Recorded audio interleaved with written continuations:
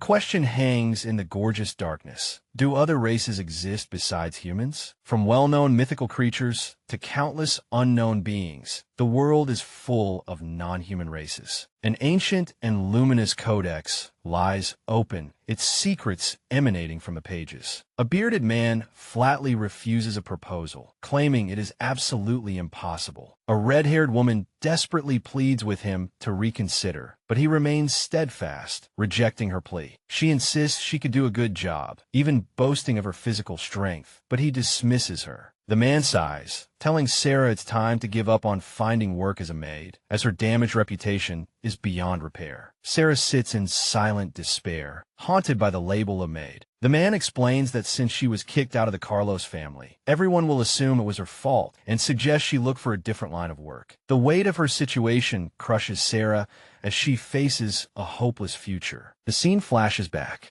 to a stormy night 1 month ago. A kind voice in her memory hands Sarah a plate of dessert. An older maid explains that the Count has been overworking and needs a snack, instructing Sarah to deliver it quietly. Eager to help, Sarah enthusiastically accepts her duty. Sarah pushes a serving cart down a grand and stately corridor. She arrives at a massive, silent door and stops before it. Sarah knocks gently, announcing she has brought snacks for the Lord and requests entry. She waits expectantly in the dim hall, but only silence answers her. With no response, Sarah grows increasingly worried, fearing her overworked master might have collapsed. In a panic, she bursts into the room, calling out for her lord, afraid he has passed away. The door flies open, revealing a massive demonic figure with huge wings. The creature turns its head in surprise, questioning why she burst in. In the light of the room, the half-demon's grotesque form is fully revealed before a portrait of his human likeness. A tense and silent standoff unfolds between the shocked Sarah and the exposed half-demon. A trembling Sarah frantically explains she meant no harm and only entered because she feared he had collapsed. A giant demonic hand lunges for her, and Sarah lets out a terrified scream. The half-demon grabs her menacingly, claiming he now has no choice but to dispose of her. He reveals his secret identity, declaring that since she now knows he is a half-demon, he cannot let her go. A terrified Sarah begs for her life, vowing to keep his demonic nature secret. He summons a glowing sword, preparing to silence her forever. As she gasps in terror, the half-demon, with sincere regret, apologizes for what he is about to do. Lightning flashes outside, and Sarah lets out a defiant scream. The half-demon is stunned by her unexpected reaction. A flicker of apology crosses Sarah's mind as she acts on instinct. Sarah yells that she doesn't want to die, desperately blocking his sword strike. He angrily questions her defiance, but she retorts that her life is more important than his status. He scornfully tells her to accept death, offering a grand funeral as cold comfort. Sarah furiously roars back, questioning the point of a funeral if she's no longer alive. Their blades lock in a surprising stalemate, leaving both of them stunned. Seeing a momentary opening, Sarah seizes the opportunity to turn the tables. With a burst of strength, she overpowers him, causing him to cry out in pain. Sarah grabs the half-demon, desperately screaming at him to promise to let her live. As she chokes him, her hands clamped around his neck, he is stunned by her monstrous strength. Sarah furiously berates him, saying she dedicated 10 years to his family, only for him to treat her as an insignificant maid. He argues it's not his fault, but she refuses to let go, certain he will kill her if she does. He finally relents, telling her to wait, but she continues to demand his promise to let her live. Under the immense pressure, a sickening crack echoes from his back. The defeated half-demon collapses to his knees, and Sarah, after an apology, sarcastically thanks him for sparing her life. He ignores her, his mind consumed by a single word: union. He looks up and asks Sarah if her grandmother's name was Rena Union. Sarah stands before him, proudly confirming it. A vision reveals Rena Union as the legendary Crimson Knight, a former commander who went missing after the race wars. He realizes Sarah is the granddaughter of the famed knight, while she smiles, holding the remains of a broken screen. After reverting to his human form, he looks at his portrait and sighs heavily. He explains that Rena Union was his father's benefactor, so he cannot kill Sarah, who is overjoyed at the news. He worries that Sarah, as the second person to know his secret might spread rumors. To keep her quiet, he declares that she, Sarah Union, will take all the blame for the night's commotion, much to her shock. He gives her a sum of money and coldly orders her to leave the estate. When Sarah tries to protest, he warns that he has spies throughout the empire. He coldly states that the debt was owed by his father, not him, and she should be grateful to be alive. His expression hardens. He tells Sarah no one would believe her anyway, but issues a stern warning. In a flash of demonic rage, he vows that if she dares speak of what she saw, he will hunt her to the ends of hell. The scene returns to the employment agency, where Sarah nervously tells the man she cannot discuss her dismissal. He impatiently brushes her off, returning her papers and telling her to try again another day. He suggests she pursue her old dream of becoming a knight, but she laughs it off as a childhood fantasy. Leaving the agency, she bids a polite farewell. Walking through the bustling town, Sarah worries that the money from the count is running out and she must find a job soon. Lost in thought, she suddenly bumps into a tall figure. A silver-haired man apologizes to her, explaining he didn't see her there. The chapter ends with a thank you note from the creator to the readers. Back in the town square, Sarah continues to worry about her dwindling funds and desperate need for a new job. The silver-haired man looks down at Sarah, apologizing again, while thinking how petite she is. She is momentarily struck by his physique before composing herself. The silver-haired man enters the employment office, where an employee notes with envy that someone as strong as him would surely be hired instantly. Sarah runs through town, trying to stay hopeful even after 30 rejections. She stops as a sudden feeling draws her attention to a white-haired youth. She watches in confusion as the translucent, barefoot figure floats toward her. The spirit gives her a bright, friendly smile, but she can only stare in bewilderment. He passes right through her body and crashes into a nearby door with a thud. The spirit turns around, ecstatic that she can seemingly see him. As he asks why she's just standing there, she begins to tremble with shock and frustration. Sarah finally snaps, screaming that if he can see her, he should help her find a job, while he looks on in confusion. She questions if he is a spirit, complaining that their appearances have become more human-like recently. He denies being a spirit, but she ignores him, saying she can see spirits but can't control them. Feeling this is a waste of time, she turns to leave and prepare her resume.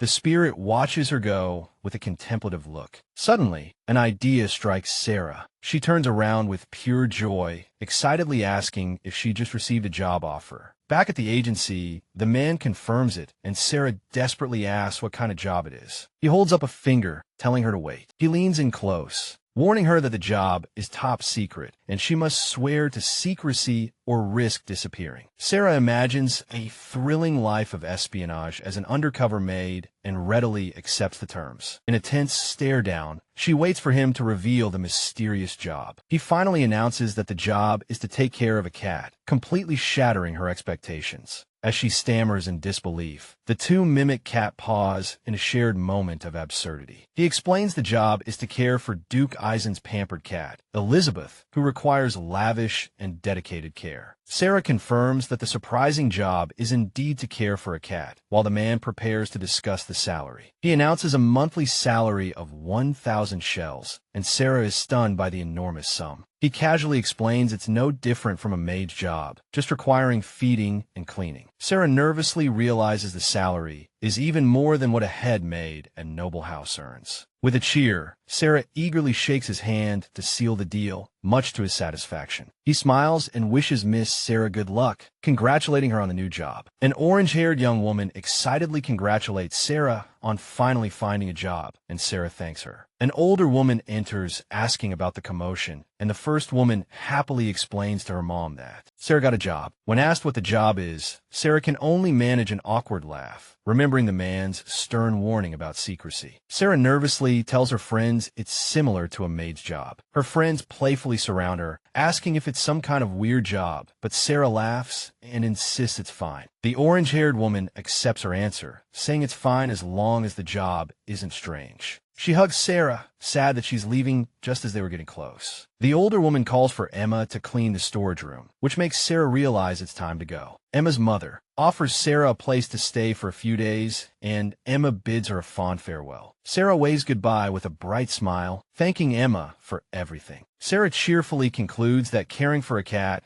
is definitely a sweet deal compared to serving picky nobles. Alone in her room, Sarah decides to open the envelope she received from the agency. Inside, she finds 2 contracts and a pendant. Confused by what looks like a blank piece of paper, Sarah dangles the mysterious pendant, wondering why it was included with the employment documents. The pendant suddenly erupts in a brilliant blue light, startling her. The light from the pendant reveals hidden text and a map on the previously blank paper. Realizing it's a security spell, Sarah marvels that the contract is only visible while holding the pendant. The magical instructions guide her to follow the West Road and enter the capital's inner walls. Awestruck by the sight of the magnificent inner walls, Sarah is moved by the rare opportunity to live there. She leans back on a sofa, wondering if getting fired from the Carlos estate was actually a blessing in disguise. Her peace is shattered when she reads that she must report to the estate by tomorrow. In a panic, she realizes the high pay is due to the urgency and worries she's been sold for money. The reality of starting a new job so suddenly hits her, sending her into a frantic state of doubt. She decisively claps her hands together, psyching herself up for the challenge ahead. After packing her bags, Sarah decides there's one last thing to retrieve. She reaches deep under her bed and pulls out a hidden item. She carefully unwraps a beautifully crafted sword that emits a faint blue glow. Cradling the weapon, Sarah smiles gently, recognizing it as her grandmother's holy sword. A painful memory of a burning village surfaces, and a young Sarah screams in terror. Amidst the inferno, a young Sarah desperately calls for her grandmother. With a thud, a man from her past grabs the young Sarah, quieting her and insisting they must escape, forcing her to leave her grandmother behind. He looks back with a conflicted and sorrowful expression. He tells her it was her grandmother's choice as a giant demonic claw appears in the flames. A massive, winged shadow looms in the fire, its terrifying image reflected in young Sarah's tear-filled eyes. The dark demonic figure is silhouetted against the raging firestorm. The man watches the tragedy unfold with a pained expression. Young Sarah sobs in his arms, heartbroken that her grandmother left with only a sword. He carries her away as the village burns to the ground behind them. The memory of the demonic sword fades under a peaceful, starry sky.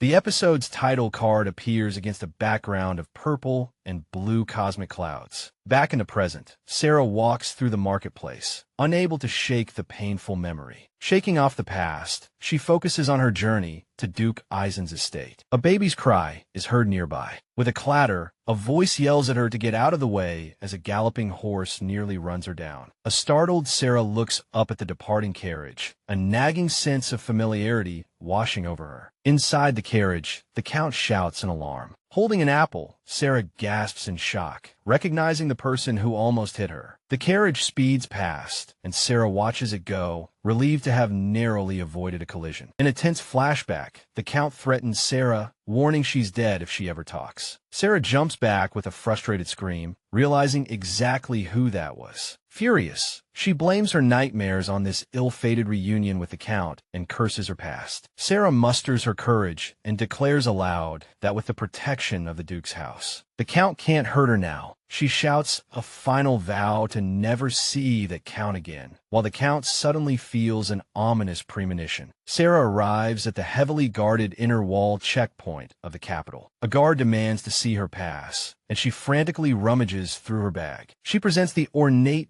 blue pendant that came with her employment contract. The guard stares at the pendant in shock, immediately granting her entry and apologizing for his rudeness. Sarah watches, confused by the guard's sudden change in demeanor. He explains that the pendant guarantees unconditional passage and formally welcomes her to the inner district. Passing through the gate, Sarah marvels at the Duke's incredible authority that allowed her to pass so easily. She consults the magical map, trying to locate the Duke's territory. Looking up from the map, she sees a massive castle in the distance. Assuming it's her destination, she walks alone down the long, empty stone path toward the ominous-looking estate. Arriving at a large, cobweb-covered gate, she wonders if the seemingly abandoned castle is truly inhabited. Rustle, a voice from a nearby bush, calls out to her. Sarah introduces herself as the Duke's new hire, and the voice from the bush confirms they've been waiting for her. An orange-haired youth emerges holding a small purple kitten, confirming if she is Miss Sarah Union. After Sarah confirms her identity, he explains they were curious about the new hire and asked to see her documents. Sarah happily hands over the papers that came with the pendant. He checks the documents and introduces himself as Pell, the day doorkeeper. This leaves Sarah very confused. Pell explains they have separate day and night doorkeepers, and she'll meet his twin brother later. After checking the paperwork, Pell pats his pockets, realizing he's misplaced the key. He glares at the purple creature on his shoulder, accusing it of hiding the key. Pell shakes the creature, demanding it spit out the key, while Sarah asks in shock if that's a cat. The creature spits out an ornate and glowing silver key. As Sarah scolds him for being too rough, Pell worries the creature will eat anything it finds. Pell inserts the key into a magical, glowing keyhole that appears in midair. The gate vanishes, revealing a magnificent, futuristic city, and Pell formally welcomes Miss Sarah. Awestruck by the magical sight, Sarah follows Pell, who offers to take her to the deputy director's office. Pell leads her to a grand door, explains he must return to his post, and wishes her luck. He gives her one last, cheerful smile, unbothered by her worried expression. Pell waves a final goodbye, and Sarah thanks him before turning to face the imposing door. Weighed down by her large bag, Sarah stands alone before the deputy director's office. She politely announces her arrival and asks for the deputy director before entering the room. Gasp! The moment Sarah steps into the room, she stumbles back in terror. With a thud, a dark liquid from a cup spills onto documents on the desk, next to a blood-stained uniform. Sarah stares in disbelief at a lifeless man slumped in a chair with a bloody wound. She calls out for the deputy director, still overwhelmed by the gruesome scene. The camera pans again over the chaotic scene, showing the spilled drink and bloody clothing. The man remains motionless in his chair, and Sarah screams in terror, thinking the deputy director is dead. A calm voice from behind the desk welcomes the new administrator, where a tray of tea and macarons sits peacefully. Sarah asks if the man is all right, but he casually dismisses her concerns, assuring her nothing is wrong. He explains he just spilled his tea and fell asleep on his break, and has been feeling unusually energetic lately. He apologizes and introduces himself as Deputy Director Sedgwick, or Sed for short, and Sarah greets him. Deputy Director Sed informs her there's a crucial detail about her job that wasn't in the paperwork. Sedgwick reveals the truth to a stunned Sarah. She won't be taking care of a cat at all. Shocked by this revelation, Sarah nervously asks what exactly she will be taking care of. With a knowing smile, Sedgwick explains that this estate oversees something far more dangerous than it appears. As images of various monsters flash by, he reveals their true purpose. They're the Non-Human Species Protection Agency. Sarah recalls that non-human species supposedly vanished after a trade ban, but Sedgwick implies this is a misconception. He explains that their sanctuary protects the rarest non-humans and refugees, requiring absolute integrity from their staff. Sedgwick confirms Sarah has spirit-seeing abilities, and she clarifies that she can only perceive spirits, not command them. Sedgwick happily states that her unique ability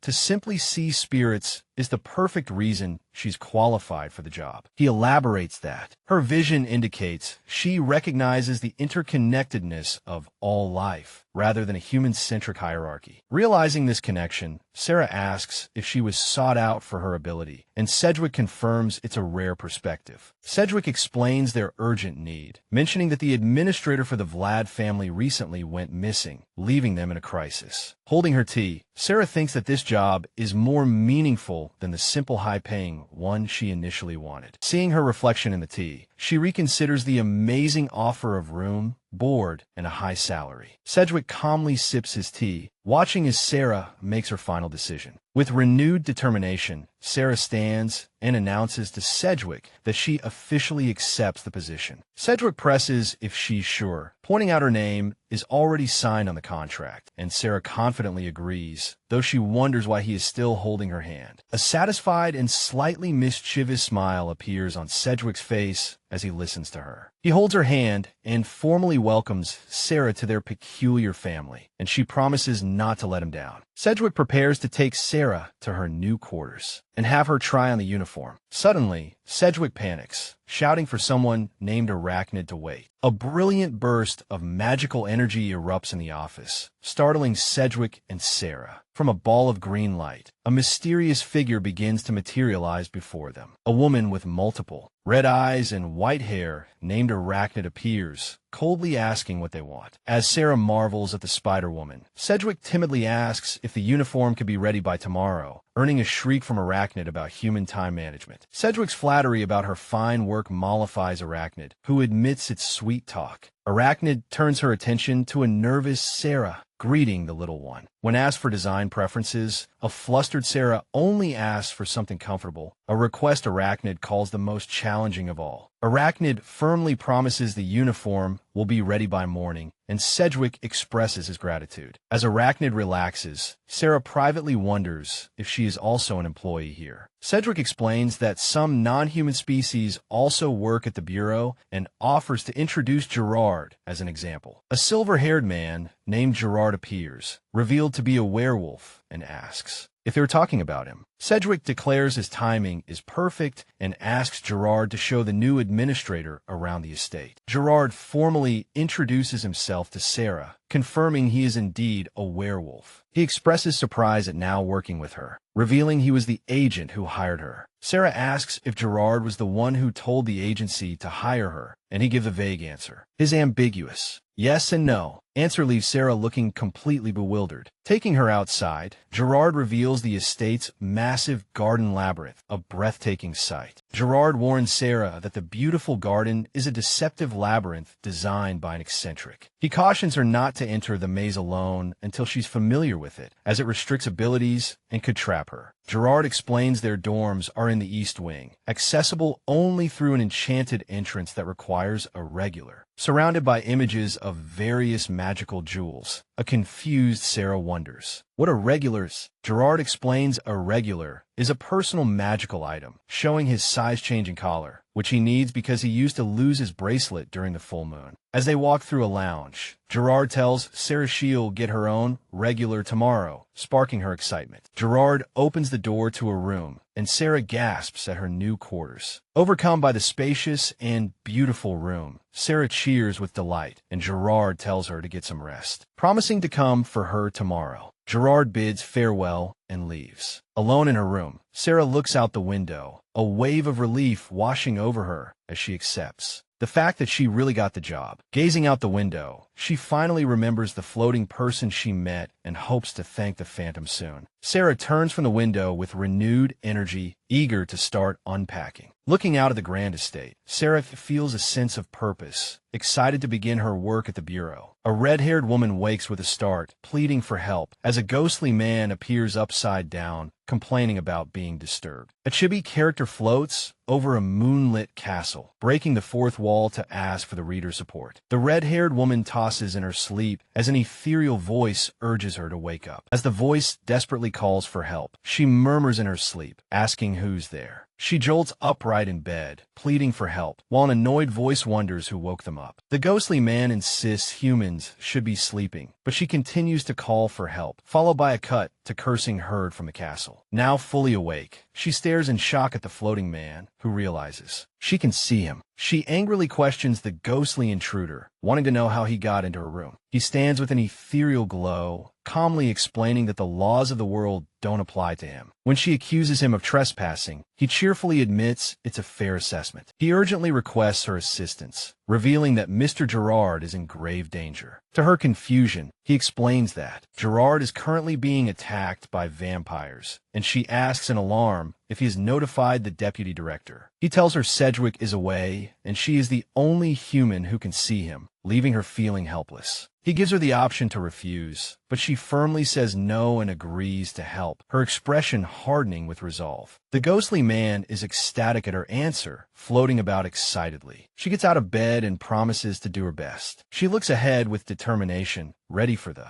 challenge ahead. He tells Sarah she can thank him later, but she impatiently reminds him of the urgency. After slinging her large bag on her back, Sarah announces she's ready. The ghostly man is taken aback, stammering as he tries to give her directions to the underground area of the North Hall. Sarah gets into a ready stance, the large wrapped object secured on her back. A pained scream pierces the night sky over the castle. Injured and bleeding, Gerard pleads with his attackers to stop, warning them that killing him won't solve anything. Two vampire-like children stand over him contemptuously, calling him trash and the lowest of the low. Noticing the useless ghost has brought a human, the children watch as Sarah rushes onto the scene, calling out for Gerard. Sarah arrives with her large bag, checking on a battered Gerard as the ghostly man floats nearby. A shocked Gerard asks how Sarah found him, while the two vampire children and a grim, reaper-like figure watch from the side. She explains that she heard there was danger and came to help, but Gerard insists he's fine. One of the vampire children scoffs at her arrival, questioning why a human has appeared. The other vampire child expresses their displeasure with a sing-song taunt. The two complain in unison, stating they don't want to be sent to the punishment room. One of the children's eyes widened in extreme excitement, staring intently at Sarah. The two vampire children leaped into the air, attacking Sarah directly. Gerard's face twisted in anger, baring his fangs as he roared for Sarah to get back. Sarah held her ground, declaring she had expected trouble and had come prepared with a weapon. She drew a massive, glowing blue sword from the pack on her back. The attacking children stopped in their tracks, stunned after recognizing it as the legendary Holy Sword of Gamer. Sarah took a stance, holding the massive, radiant Holy Sword defensively. The two children landed cautiously on either side of her, waiting for her next move. As everyone watched tensely, the children wondered why the powerful sword wasn't reacting. Sarah, sweating nervously, admitted that the only person who could truly wield the Holy Sword was her grandmother. The children began to laugh, realizing her supposedly powerful weapon was just for show. One of the vampires lunged forward, brandishing sharp claws and shouting that Sarah's time was up. The attack hit her with a violent flash of energy, and she screamed, thinking it was all over. The vampire gloated that after all their struggles to survive, they were being forced to fight again. Sarah, frozen in terror, believed her end had come. The scene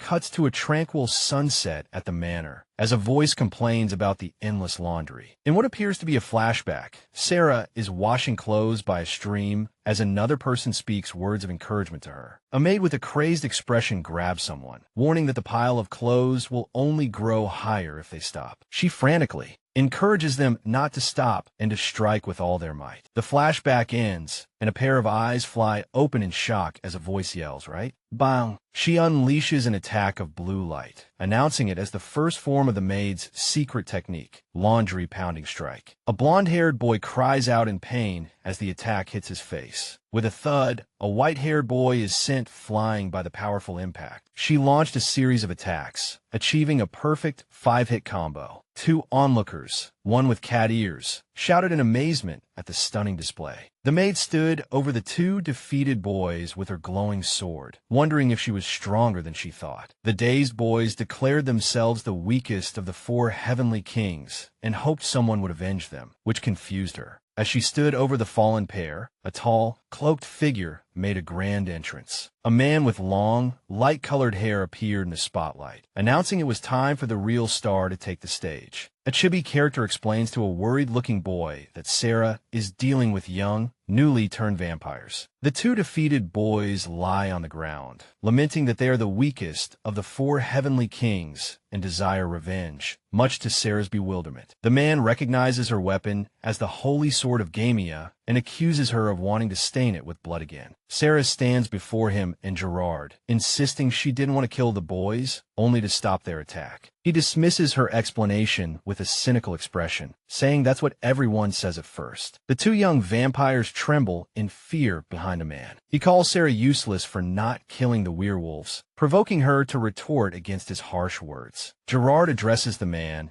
as Kylie and vows to find the pendant. Kylie scoffs that they no longer need his help. Sarah watches in shock as Kylie continues. Kylie tells her that if she plans to lock him in the punishment room, she should do it tomorrow, as he can't have his plans disrupted. Kylie turns to tell Gerard it's time to go, and the two begin to leave. Kylie walks past the two young vampires, leaving Sarah and Gerard behind. Oh, Sarah rushes forward in anger, while Gerard stumbles from his injuries. Gerard insists he's fine, though he admits another hit would have been very dangerous. Sarah stands protectively in front of the injured Gerard, bracing for another confrontation. She quickly bandages Gerard's wound and tells him to get treatment. He thanks her, saying her name, Sarah. Sarah anxiously looks around for someone named Phantom, but Gerard explains he probably went to get some poison. Sarah is confused by his words, mentioning a creature that eats anything and the doorkeeper of the night when a glowing portal materializes. A white-haired man emerges from it with a glowing cat, remarking that he thought Gerard was a goner today. He sternly questions Gerard about why he involved a rookie without a divine artifact in a dangerous plan. Sarah steps back and takes responsibility, admitting it was her fault. Gerard apologizes to her for getting her involved in this mess, but she quickly reassures him. The newcomer hands Sarah a glowing potion, telling her it's time to go. He states that she can't return to her dorm alone and that he will escort her there. He dismisses Gerard as a fool who needs to learn from his pain and tells Sarah to leave him. Gerard gives a slight smile, telling Sarah not to worry and to go on ahead. As the man leads her away, Sarah looks back and shouts, pleading with Gerard to be sure to get treatment. She is led toward a glowing doorway, floating in a surreal, starry space. A small chibi character wearing a wizard hat and holding a creature reminds the audience to read through official channels. Sarah finds the place bizarre and questions the glowing poison. The man speculates that his cat ate something strange again. He sympathizes with her, acknowledging she's had a rough time before even officially starting. He explains that Pell told him about her and introduces himself as Mel. Sarah agrees that he can just call her by her first name. Mel asks for her opinion on different species and whether she believes it's possible to coexist peacefully with them. The glowing cat sits at his feet as Mel clarifies that their job is to protect and manage, not to serve, and warns her not to let her guard down. He bluntly advises her to run when danger strikes, claiming that building friendly relationships with other species is nearly impossible. Sarah counters him, arguing that it's also her duty to protect them. He tells her to judge for herself. Mel concludes by saying that these species are not weak, pointing out that even a heavily injured Gerard can recover in a day. A silver-haired man and a woman stand in a surreal, crystalline space, telling her that she is human. He adds with a pained expression that he is too. He reveals that he also used to be a caretaker. She recognizes him with a jolt, stammering his name, me. Mel recounts a story about a kind, plant-like species he cared for that complimented his eyes, causing him to lower his guard, only to be eaten by it. He coldly explains that he didn't realize at the time that the compliment meant he looked delicious. After someone named Belle nearly died several times, he requested a transfer to the doorkeeper position, mentioning that his older brother still foolishly likes other species. The woman expresses disbelief at his story, but promises to remember his advice. Mel apologizes, saying he got a little heated after seeing her with the werewolf, but she reassures him, understanding that he was just worried. He gives a relieved smile, thanking her for her understanding. A small, glowing kitten appears at the door, announcing they've arrived at a bright doorway. Mel tells the woman to get some rest. She thanks him, calling him Mel, and he wishes her a good night, calling her Poison. Poison sighs in relief and collapses onto her bed. She lies there, reflecting on how exhausting the day has been, even though she hasn't even officially started her job yet. She consoles herself that Mel's worries weren't wrong, since they are both human and she's the new recruit. Tossing and turning in bed, she decides that if things get too hard, she'll just leave everything to the deputy director. She immediately changes her mind, imagining the deputy director buried under a mountain of paperwork, and decides to avoid working him to death. Gazing at the starry sky, she finds a glimmer of hope, believing that things will work out somehow. The scene transitions to a magnificent view of a sparkling nebula the next day. An anxious cry for the commander echoes across the manor grounds. Inside a library, An unseen person angrily wonders if any of this makes sense, calling out for Cedric. The agency's secretary, Delma, angrily confronts a man who begs her to calm down, but she refuses. Delma furiously scolds Cedric for letting the new employee get into danger on her first day, worried that Sarah will quit. He defensively explains he didn't expect her to get involved, but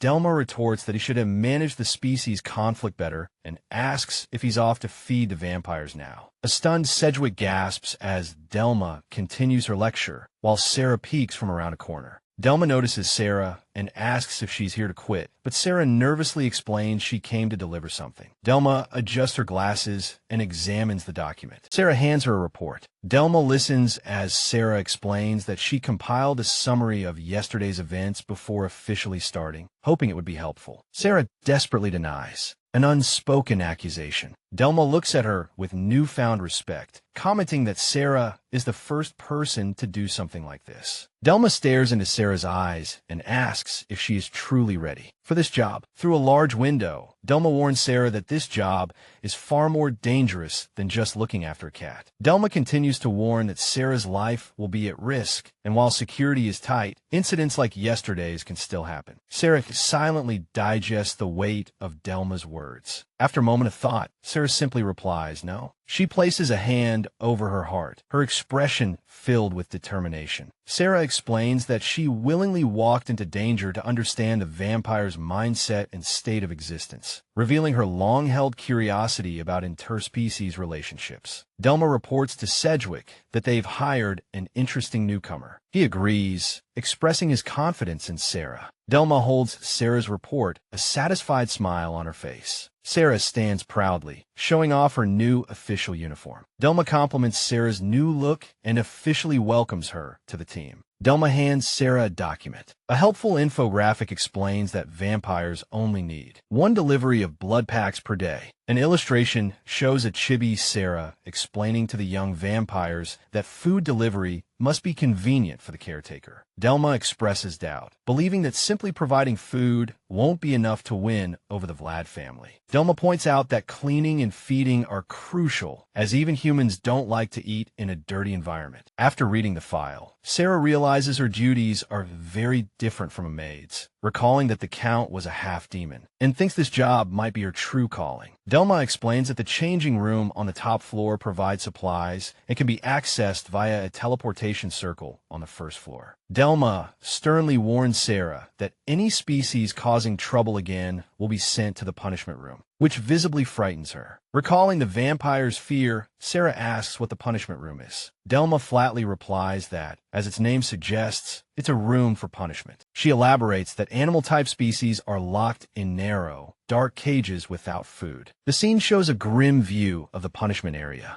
Delma explains that vampires are punished with holy light to make them grateful for the agency's protection. Sarah addresses Delma as Madam Secretary and questions whether such violent methods can truly be called protection. Sarah argues the organization should protect, not punish, but Delma insists that true protection can only be achieved through proper control. A close-up shows a hand holding a C-shaped silver ring set with a glowing blue gem. The ring is placed on Sarah's wrist, and a voiceover explains it's a magical item she can only use with management's approval. Its purpose is revealed to be for control and management, as well as for telling direction. The scene shows various species with glowing gems embedded in their chests. Delma explains that each species has a magic stone inside them, and the regulation ring can render them unconscious with an electric shock. This horrifies Sarah. A purple-haired woman interrupts Delma, reporting that the balance sheet is off because a former employee, Ron Stiller, quit without submitting it. An angry Delma complains that Ron Stiller is causing them trouble to the very end. The purple-haired woman winks, making Sarah wonder if this newcomer is her senior. In a messy office, Delma tells Sarah she forgot to mention the most important thing. Delma points sternly at Sarah, warning her never to interfere in the personal affairs of a species she manages under any circumstances. As her senior urges her to hurry, Delma impatiently asks Sarah if she understands this rule. Sarah sits across from a man in a uniform who mentions how hectic things are, and she nervously agrees. He expresses understanding of her difficult situation,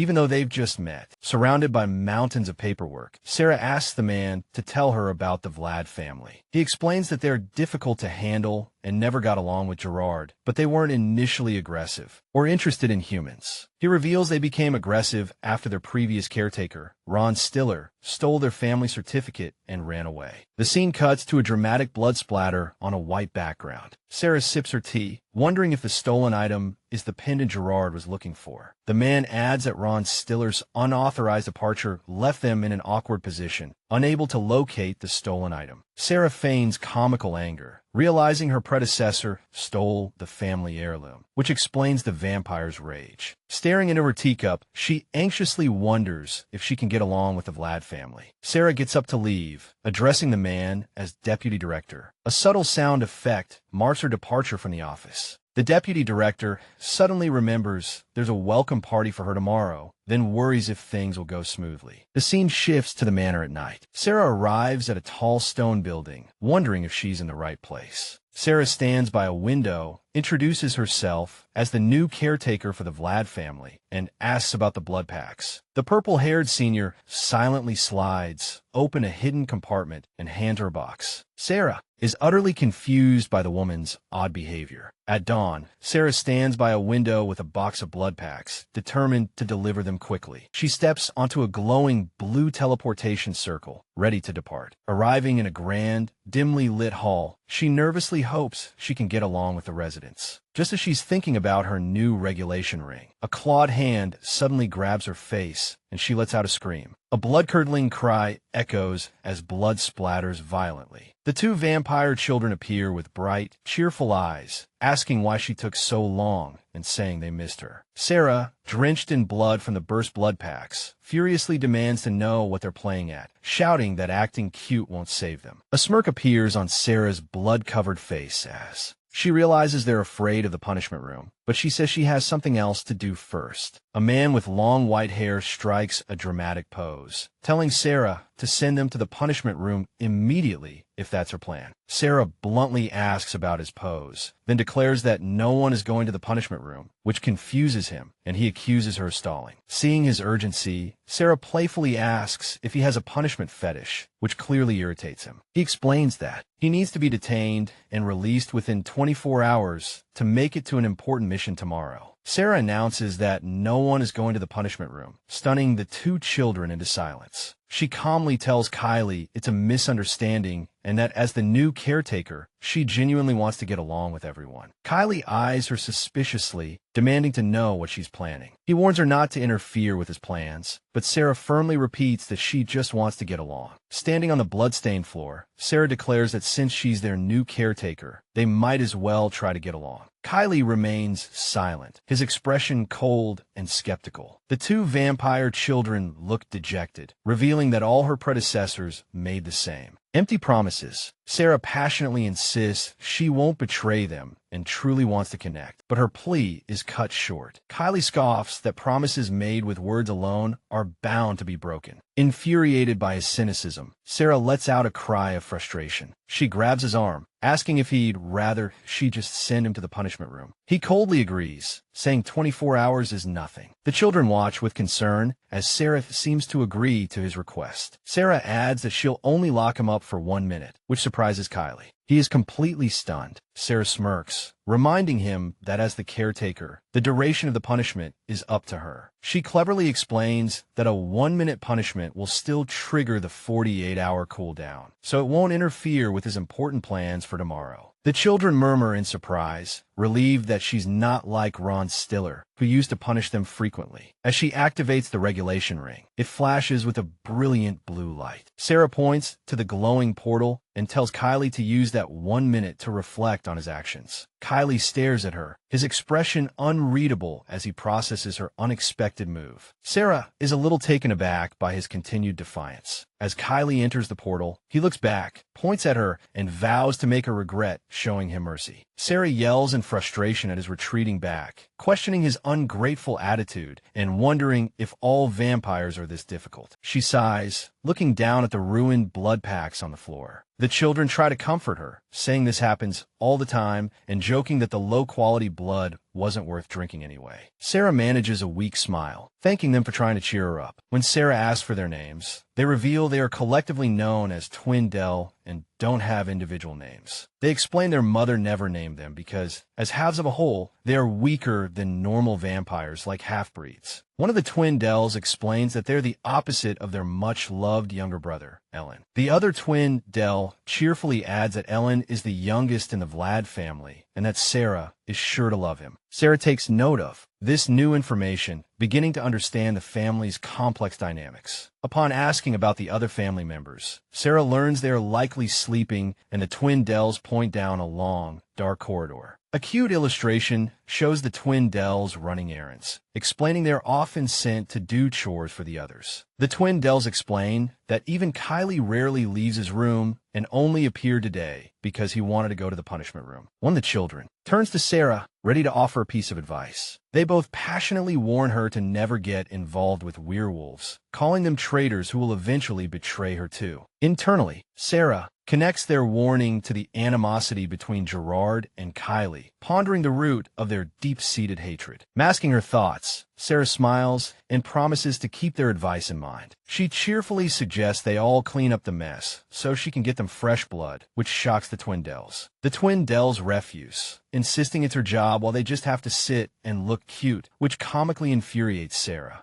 Sarah agrees to clean up alone and starts mopping while the twin Dells watch, admitting their new caretaker is pretty interesting. The scene cuts to a dark, ornate room where a voice calls out for Kylie. A masked woman, his mother, questions why he is out of the punishment room so soon. He addresses her respectfully. Kylie recounts his strange encounter with Sarah, explaining her desire to get along. In the 1-minute punishment, his mother asks if the previous caretaker ever tried a similar approach. She clenches her fist in anger, recalling how that bastard of a previous caretaker stole their heirloom and fled. Kylie reports that the twin Dells saw Sarah with the holy sword of Gamer, and his mother confirms it's real. However, she notes that Sarah doesn't seem to be able to truly wield its power. The mother wonders what kind of person Sarah is and how long she will last, her thoughts drifting to a strange image of two men drooling. The scene abruptly cuts to Cedric and his colleagues watching in horror. Splat! Sarah stands frozen, covered from head to toe in birthday cake and confetti. She looks around at the lavish celebration as a colleague excitedly announces it's for her. Cedric apologizes for the surprise, explaining they were worried she was hurt. Sarah thinks to herself that sending Gerard would have only made things worse. With a welcoming gesture, Cedric begins to introduce Sarah to her new colleagues. Cedric introduces Marcel, the caretaker for plant-type species, who rubs his hands together and cheerfully welcomes Sarah. Next, he introduces Liam, the caretaker for land animal species, who gives a brief and formal welcome. Liam turns to a woman with short red hair, telling her to clean up the bloodstains before walking around. She simply asks why. The woman cheerfully explains it's because Liam is extremely hemophobic, which makes him recoil in fear. A hand suddenly grabs hers as a voiceover excitedly greets the newcomer. Sarah thinks he's an energetic person, and the previous woman asks if she's already feeling nervous. He strikes a confident pose and winks as a cascade of gold coins falls around him. Suddenly, Henry Gabriel tackles him from behind and introduces herself, and Sarah recognizes her as the person she saw in the deputy director's office. Henry asks about the supply depot, and when Sarah hesitates on how to describe the man there, Henry exclaims that she knew it. Henry asks if he was lazy and grumpy, and Sarah is amused that they're already gossiping about a colleague. Henry laughs, guessing he was skipping work to sleep, and tells Sarah to let her know if his attitude is too poor. The introductions continue with the doorkeeper brothers, Pell and Mel, one waving happily while the other sips a drink. Cedric concludes that these are her main colleagues, and she'll get to know everyone else over time. A woman holding a cat raises her glass and enthusiastically leads a toast. Glasses clink together as everyone joins in the welcoming celebration. Observing the lavish party spread, the deputy director notes that it's getting late. He formally excuses himself due to work, asking the staff to guide Sarah before he leaves. Gerard suddenly looks up, alerted by a faint sound, and wonders what it was. Noticing his reaction, Marcel turns and asks Gerard what's wrong. Smack! Gerard points out a bug on Marcel's clothes and swats it, causing Marcel to scream in terror. Marcel faints from the shock, turning into a strange white creature, and Sarah worries if he's okay. Sarah worries they should go to the infirmary, but Liam and Pell calmly reassure her that this happens all the time. Gerard takes charge, saying he and Marcel will take care of the fainted person, and asks Henry to guide Sarah. Henry agrees, adding that the real problem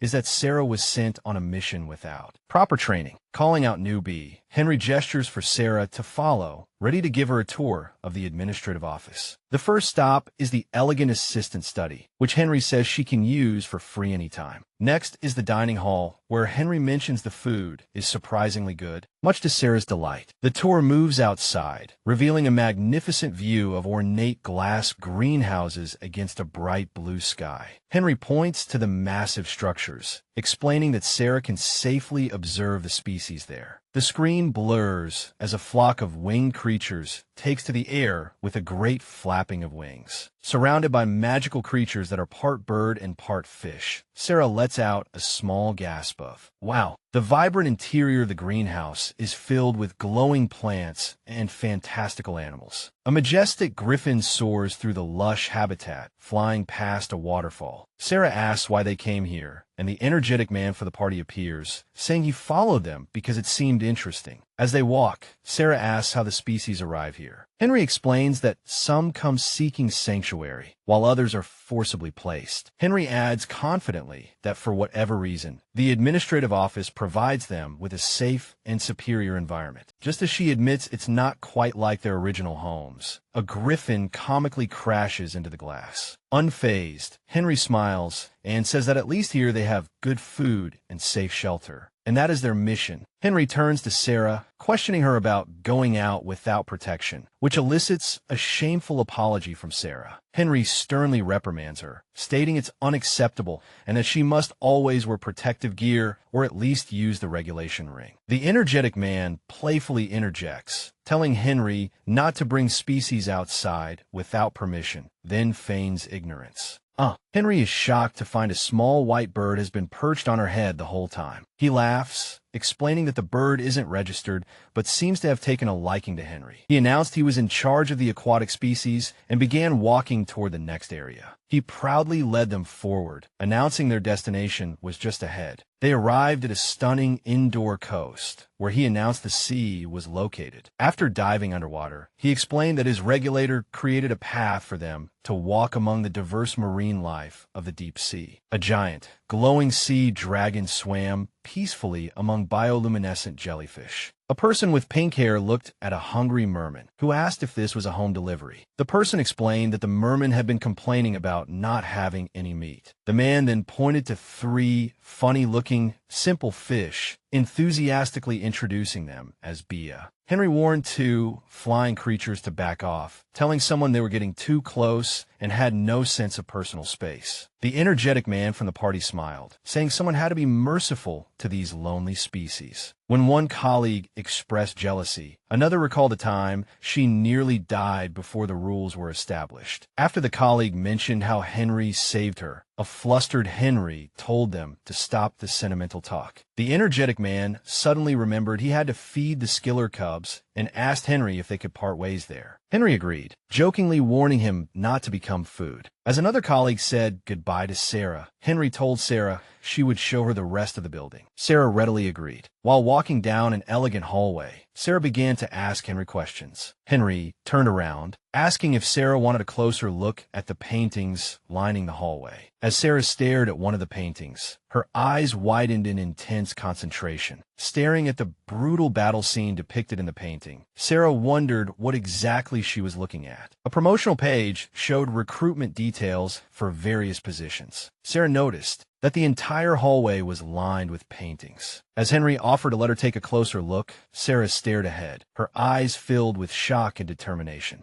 Looking closely at the violent artwork, Sarah realized she was witnessing the depiction of a great war. The series title, Xenospecies Protection Agency, appeared on a dark, flickering background. A flashback began, explaining that the first species war started when an ogre brutally murdered a traveling nobleman. Enraged by the murder, the emperor ordered his golden dragon knights to purge the entire forest. The war ended in a decisive victory for the empire. The Empire celebrated its victory by building a grand highway, a feat that became a highly praised achievement. The story of the war became a popular legend, passed down by storytellers to fascinated children. Back in the present, Sarah observed that the painting seemed to depict something much darker than a victory celebration. She concluded that the painting did not depict a victory, a horrific massacre. Staring at the painting, Sarah recognized it as the war that made Rena Union a hero and wondered if it was related to her grandmother's retirement. A look of realization and concern crossed Sarah's face. Henry explained that a dwarf had painted the intense piece, and Sarah agreed with her assessment. Henry admitted that the paintings in the hallway always made her feel strange. She clarified that it wasn't a bad feeling, but more like being confronted with an unsettling truth. Sarah asked if this history was the reason for the vampires' hostility, but Henry explained there was another, more specific reason for their anger. Sarah accurately guessed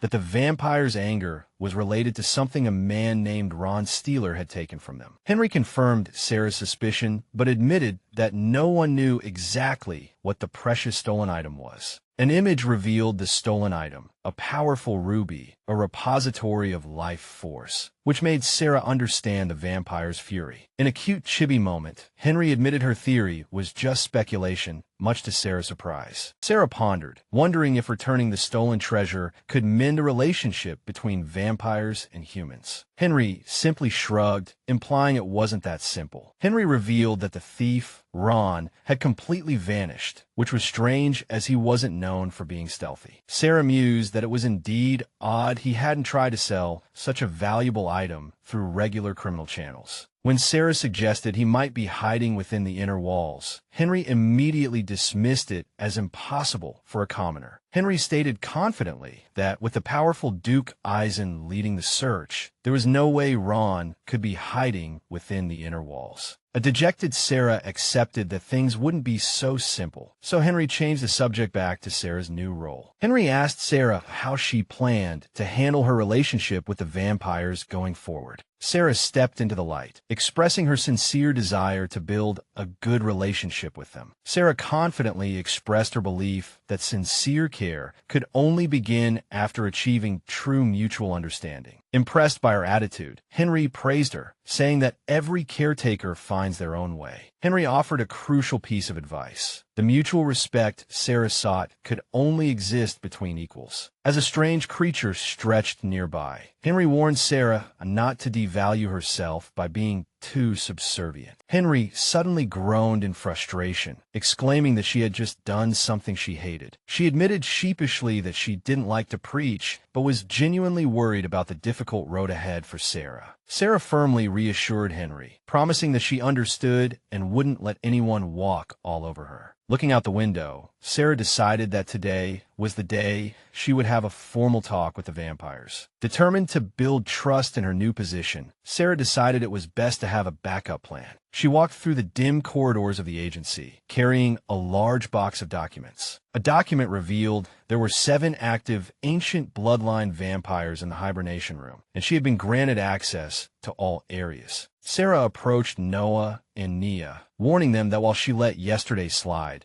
she wouldn't tolerate any blood-pact shenanigans today. When Noah nervously insisted it wasn't the right time, Sarah directly asked them why. Startled, Sarah turned toward a cordial voice coming from off-screen, which asked if they had a new guest. A blonde vampire named Bella Vlad and a white-hair vampire named Rye observed Sarah, commenting that she was the new and surprisingly charming caretaker. Rye commented that after driving so many away, they had the nerve to send another human. He closed in on Sarah, threatening to bite her neck and drink her blood, claiming he hadn't fed in days. An off-screen voice commanded the children to stop, as Rye grinned menacingly at a terrified Sarah. The head of the Vlad family, a woman named Beatrice Vlad, coldly asked if Sarah was the new caretaker. Flustered, Sarah introduced herself as Sarah Union, to which Beatrice simply replied, "I see." Rye suggested to his mother that they should lock Sarah up until their meeting was over to teach the humans a lesson. Licking his fangs, Rye noted that Sarah was equipped with a regular sword and Gamer's holy sword. Rye insulted his mother's intelligence, telling her she was leading them to ruin with her foolishness, which enraged Beatrice. Beatrice's eyes glowed red as she furiously promised to show just how dangerous her foolishness could be, terrifying Noah and Nia. A man with long, light-colored hair calmly intervened, pleading with his children to stop fighting. A woman in a black lace veil dismissed Sarah, explaining that they were in the middle of a delicate family discussion and she should come back tomorrow. Sarah watched in confusion, asking what kind of discussion they were having. The veiled woman, with a sinister smile, began to reveal the topic of their discussion. As she revealed, they were deciding whether or not to paint the hallways with the blood of the protection agency members. The family members' eyes all glowed red. The veiled woman repeated that they were in a family meeting and Sarah should leave unless her business was urgent. Sarah asked in horror if they were really discussing killing people from the protection agency, and a voice calmly confirmed it. The veiled woman asked if violence wasn't a valid option when words failed, pointing out that Sarah had brought a holy sword. Sarah stated firmly that she had no intention of recklessly using a cursed sword and was not there to fight. The veiled woman silently considered Sarah's declaration. Noah and Nia glared angrily, offended by Sarah's implication that they had treated her roughly. Facing the Vampire Council, Sarah admitted their game had nearly killed her, reminding them that what was entertainment for them was something else entirely for humans. The man with long, light-colored hair remembered what Kylie had told him and apologized on behalf of his children for their mistake. The veiled woman called out the name Twindell, causing Noah and Nia to freeze in terror. The twins screamed in pain as they were violently struck by a blast of red energy. Sarah watched in horror as the veiled woman mercilessly attacked Noah and Nia, slamming them to the ground. The twins trembled in agony on the floor, and Sarah was left in complete shock by the sudden turn of events. The veiled woman gathered a ball of red energy, asking what exactly Sarah was dissatisfied with. She smiled cruelly, dismissing the attack by saying they were her children and that vampires don't die from such minor injuries. Sarah rushed forward to block another attack aimed at the twins, shouting that this cruel punishment was not what she wanted. She passionately explained that despite the difficult situation, she was there to talk to them, not to create more violence. The veiled woman paused, her expression unreadable behind her veil. After a moment, she relented,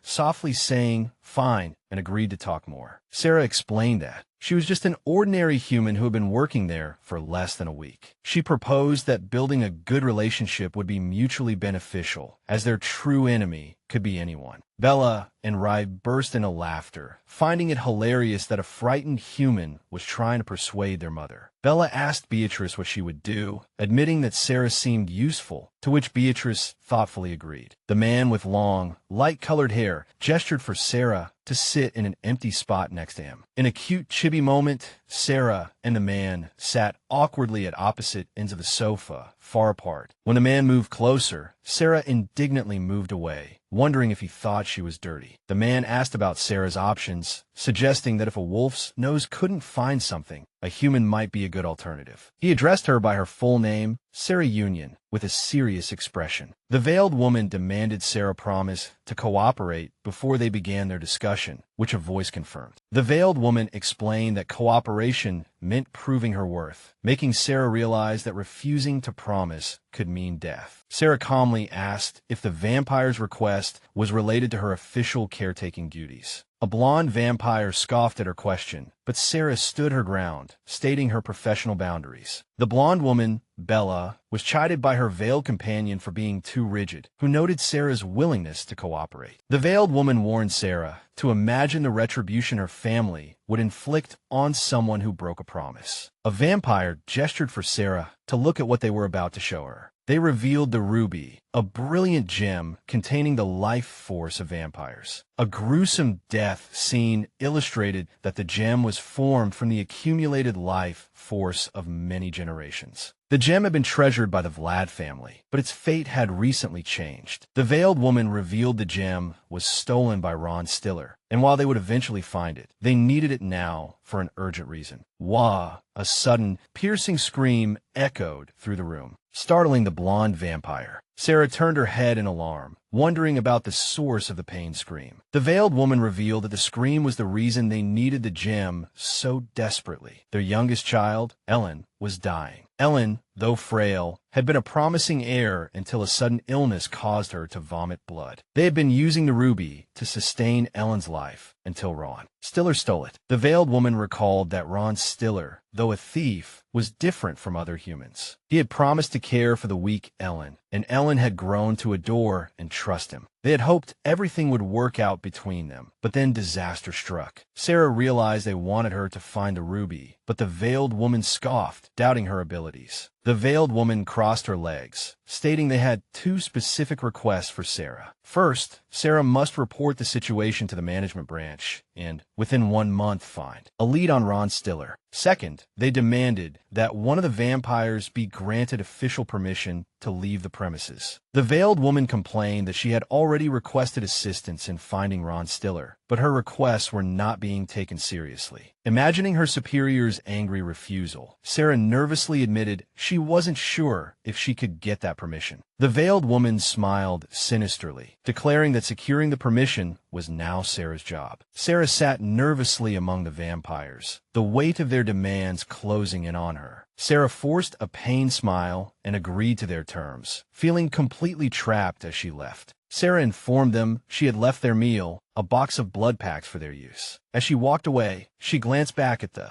vampires relaxing on the sofa. Once out of sight, Sarah turned with a confident smirk, wondering if their threats were just an act. The veiled woman called her naive and warned that if the gem wasn't found in time, and Ellen died. With a surge of dark power, the veiled woman appeared before Sarah, vowing to hold the agency fully responsible. She let out a terrifying, fanged scream, her fury completely unleashed. Her final threat echoed in the darkness. Their retribution would absolutely include Sarah. A promotional page displayed a recruitment ad for the Scanlation Group. A new day began as sunlight streamed through the window. Agitated from the previous night's events, Sarah poured tea, pondering how to get the deputy director to agree to the vampire's demands. Ugh! A panicked man burst into the room, desperately calling for Sarah's help. Sarah rushed to comfort the crying man, who explained he had been attacked by a queen bee. Sarah recognized him as Marcel and urgently requested a doctor for him over the communicator. In the caretaker's common area, he explained that the insectoid species had broken into the greenhouse, causing chaos. Marcel recounted finding a crack, being swarmed by terrifying insects, and getting hit by a queen bee in the confusion. Sarah felt overwhelmed, feeling like a failure for even considering shirking her duties. She made a sudden decision, telling a shocked Marcel to rest well and announcing she would go to the greenhouse in his place. Despite his hesitation, Sarah assured him she could handle it. With a renewed sense of purpose, Sarah smiled, deciding that physical labor was the best medicine for a cluttered mind. Now, dressed in beekeeping gear she borrowed from Aiken, Sarah felt ready for the challenge. Entering a massive, glowing beehive,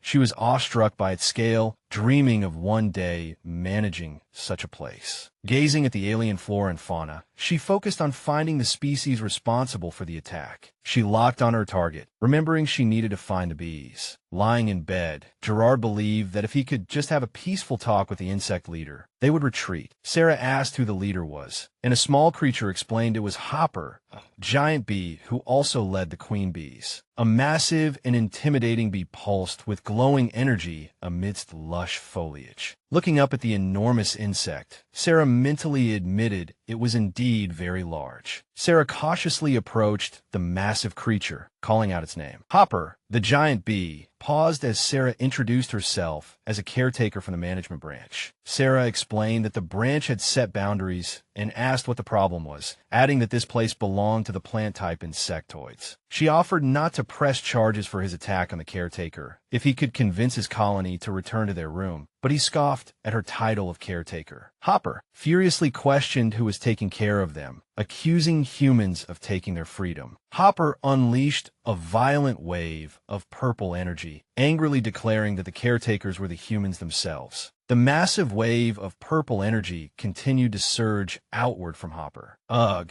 Sarah cried out in pain from the psychic attack, feeling a wave of dizziness. Surprised she could withstand the attack, Hopper offered to try a more conventional one. Sarah held her ground, stating she wasn't there to fight and warning that if she died, another human would just take her place. Her unwavering expression gave Hopper pause. Hopper commented that she was the most reckless human he'd ever met, which made Sarah wonder if that was a compliment. Hopper agreed to leave peacefully if Sarah met one condition, and she quickly asked what it was. He demanded she find a forgotten evening primrose before he would allow her to leave. Hopper explained that his people originally lived under the life-giving glimmer of the elven forest. He continued that because this artificial place lacked that light, they desperately needed the forgotten evening primrose, which could produce it. Hopper gave her a deadline of midnight tonight, leaving Sarah in shock. Sarah protested that the deadline was too tight and impossible to meet, but Hopper coldly stated it wasn't his problem. Hopper pressed for an answer, asking if she accepted his condition, adding that he was actually quite fond of the place. Back in the infirmary, a bandaged Marcel was stunned to hear that Hopper had asked Sarah to find the forgotten evening primrose. When Sarah asked if there was a problem, Marcel leaned in, insisting there definitely was. He showed her an old book, explaining that while it described the flower as sky blue, no one had ever actually seen it. Marcel sighed, concluding that the bees were serious this time, which confused Sarah. He clarified that Hopper had been very friendly to humans when he lived in the elven forest. He recounted a time when Hopper's colony found lost and poisoned adventurers and treated them with medicine and honey, in a cruel betrayal. However, the adventurers set fire to the forest, forcing the bees to flee as their precious guardian tree burned. With the guardian tree gone, the forest began to wither, and Hopper had no choice but to come to the management branch. Sarah somberly agreed that such a betrayal was indeed reason enough to hate humans. Now more determined, Sarah said she had to find the flower, but Marcel questioned how she could find something that couldn't be seen. Sarah admitted she couldn't find it alone and revealed she had a plan to ask for help. This piqued Marcel's curiosity, and Sarah hinted at her clever idea with a confident wink. The scene cut to a large, overhead view of an intricate garden maze. Sarah smiled, holding a watering can, certain this was enough to start. She poured water from the can onto an empty patch of ground. Sarah knelt and placed her hands on the freshly watered soil to begin her work. She closed her eyes, concentrating, pouring her energy into the earth. With intense focus, she felt the ground respond as an energy began to gather and draw near. Feeling this surge of energy, she knew she was on the right track. A small ball of light emerged from the soil, and Sarah sighed in relief to see it, though she worried it might get stuck. The small, glowing creature twisted and struggled, trying to pull itself out of the dirt. Pop! It finally burst from the ground, revealing itself to be a tiny, sparkling gnome. The gnome took off in a blur. Ha! Sarah ran, panting, trying to keep up with the fast-moving sprite. She followed the gnome ecstatically, eagerly asking if the flower was really here. Sunlight shone brilliantly through the dense, peaceful canopy. After a long search, a frustrated Sarah wondered where on earth the flower could be. She turned in confusion as the glowing gnome suddenly stopped in a clearing. Her eyes widened in surprise when she saw a meadow shimmering with dozens of faint blue lights. Sarah rushed to the gnome's side, excitedly asking if it had really found the flower. Amazed that a low-level sprite had completed the task, Sarah reveled in her success, thinking she had solved the puzzle in record time. But her cheerful expression instantly twisted into horrified disbelief. "That's not the flower," she screamed, realizing the shimmering blue lights were butterflies, not flowers. As the exhausted gnome collapsed, Sarah cursed herself for being a fool, remembering the flower was supposed to be invisible. A voice rang out, mocking her realization and declaring all humans to be fools. A butterfly fairy appeared, chiding Sarah for immediately using a human term like xenospecies to identify it. The fairy quipped that it didn't hate fools, leaving a flustered Sarah to check on the exhausted gnome. The fairy asked if she was looking for the forgotten moonlight flower, so Sarah introduced herself and explained her deal with Hopper to find it. When Sarah asked if it knew Hopper, the fairy scoffed, noting his temper was as bad as ever. The fairy confirmed that everyone in the elven forest knew about the fire, adding that the queen bees were the second most affected species. Amid a vision of the burning forest, it explained that the bees went berserk after losing their home and were taken in by the branch. The fairy concluded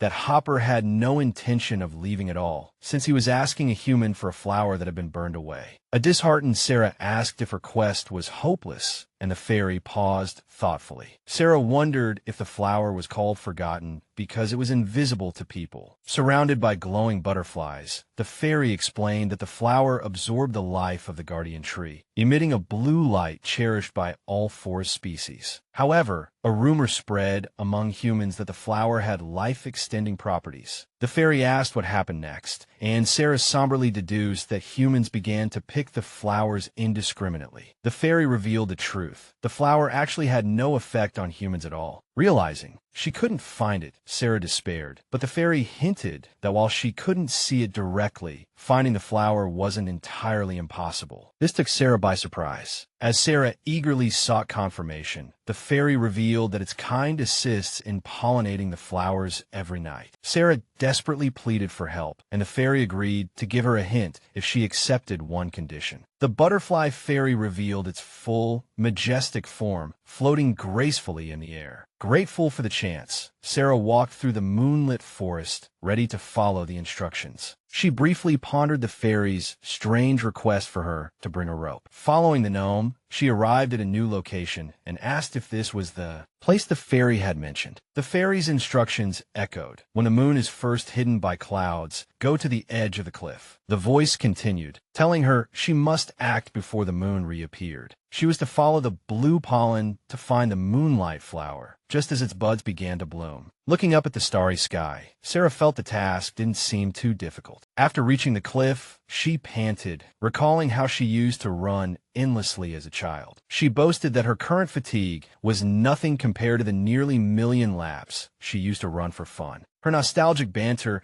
came to an abrupt halt as she stared in awe at the sight before her. In front of her was a massive and breathtaking abyss, filled with swirling rivers of blue light and countless glowing butterflies. She swallowed hard, realizing the flower was somewhere down in that vast, forgotten land. With a nervous smile, Sarah finally understood why the fairy had told her to bring a rope. She confidently tied the rope around her waist, preparing for the dangerous descent. Hesitating at the edge, she gathered her courage, questioning if she was truly ready to go down. Sarah began her descent down the steep cliff face into the glowing and ethereal abyss. Dangling precariously in midair, she knew that one misstep in the beautiful chasm below could mean death. She continued her descent, carefully navigating the cliffside with the gnome lighting her way. After reaching a landing, she looked around the glowing area, certain the flower must be here. She reached out in surprise, discovering she could touch the flowers even if she couldn't see them. "I did it!" She cheered triumphantly, holding a cluster of the invisible, glowing flowers. While hanging from the rope, she considered gathering a few more of the precious flowers. After collecting enough, she landed safely and declared the mission complete. Sarah grabbed the rope with a determined smirk, ready to ascend and finally confront Hopper. She began the arduous climb back up the cliff face, the gnome accompanying her on the rope. Suddenly, her determined expression vanished, replaced by sheer panic as she sensed something was terribly wrong. With a whistling sound, the rope snapped, sending her plummeting into the darkness below. Clinging to the broken end of the rope, Sarah had the stark realization that she was done for. After successfully gathering the flowers, Sarah stood in the glowing abyss and announced she was finished. With no other way up, she resourcefully started swinging the gnome at the end of the rope. Her face twisted in disgust as she grabbed onto a slimy root, muttering in frustration. Gazing at the snapped lifeline, she realized she was trapped, thinking this was the end. The grim, steep cliffs loomed under the starry sky, accentuating her isolation. A look of resolve flashed across her face as a new, desperate plan formed in her mind. With a thud, her hand slammed onto a rock hold, and she began the dangerous ascent without a rope, her face contorted in a painful grimace. She began to free climb, telling herself this cliff was nothing compared to her childhood playground. She pushed upward, comforting herself that she was making progress. Suddenly, her foot slipped from its hold, and she screamed as she fell once more. With a shriek from a gnome, her falling body was stopped by the small but resilient sprite. To her surprise, she found herself perched precariously on top of the surprisingly sturdy gnome. She told the squashed and wriggling gnome to hold on a little longer, noting its surprising durability. With a thud, she landed safely back on the solid ground at the top of the cliff. She shouted triumphantly, "I did it!" Sarah patted the dazed sprite, thanking the gnome for saving her, and urged it to hurry as midnight was approaching. In the moonlit clearing,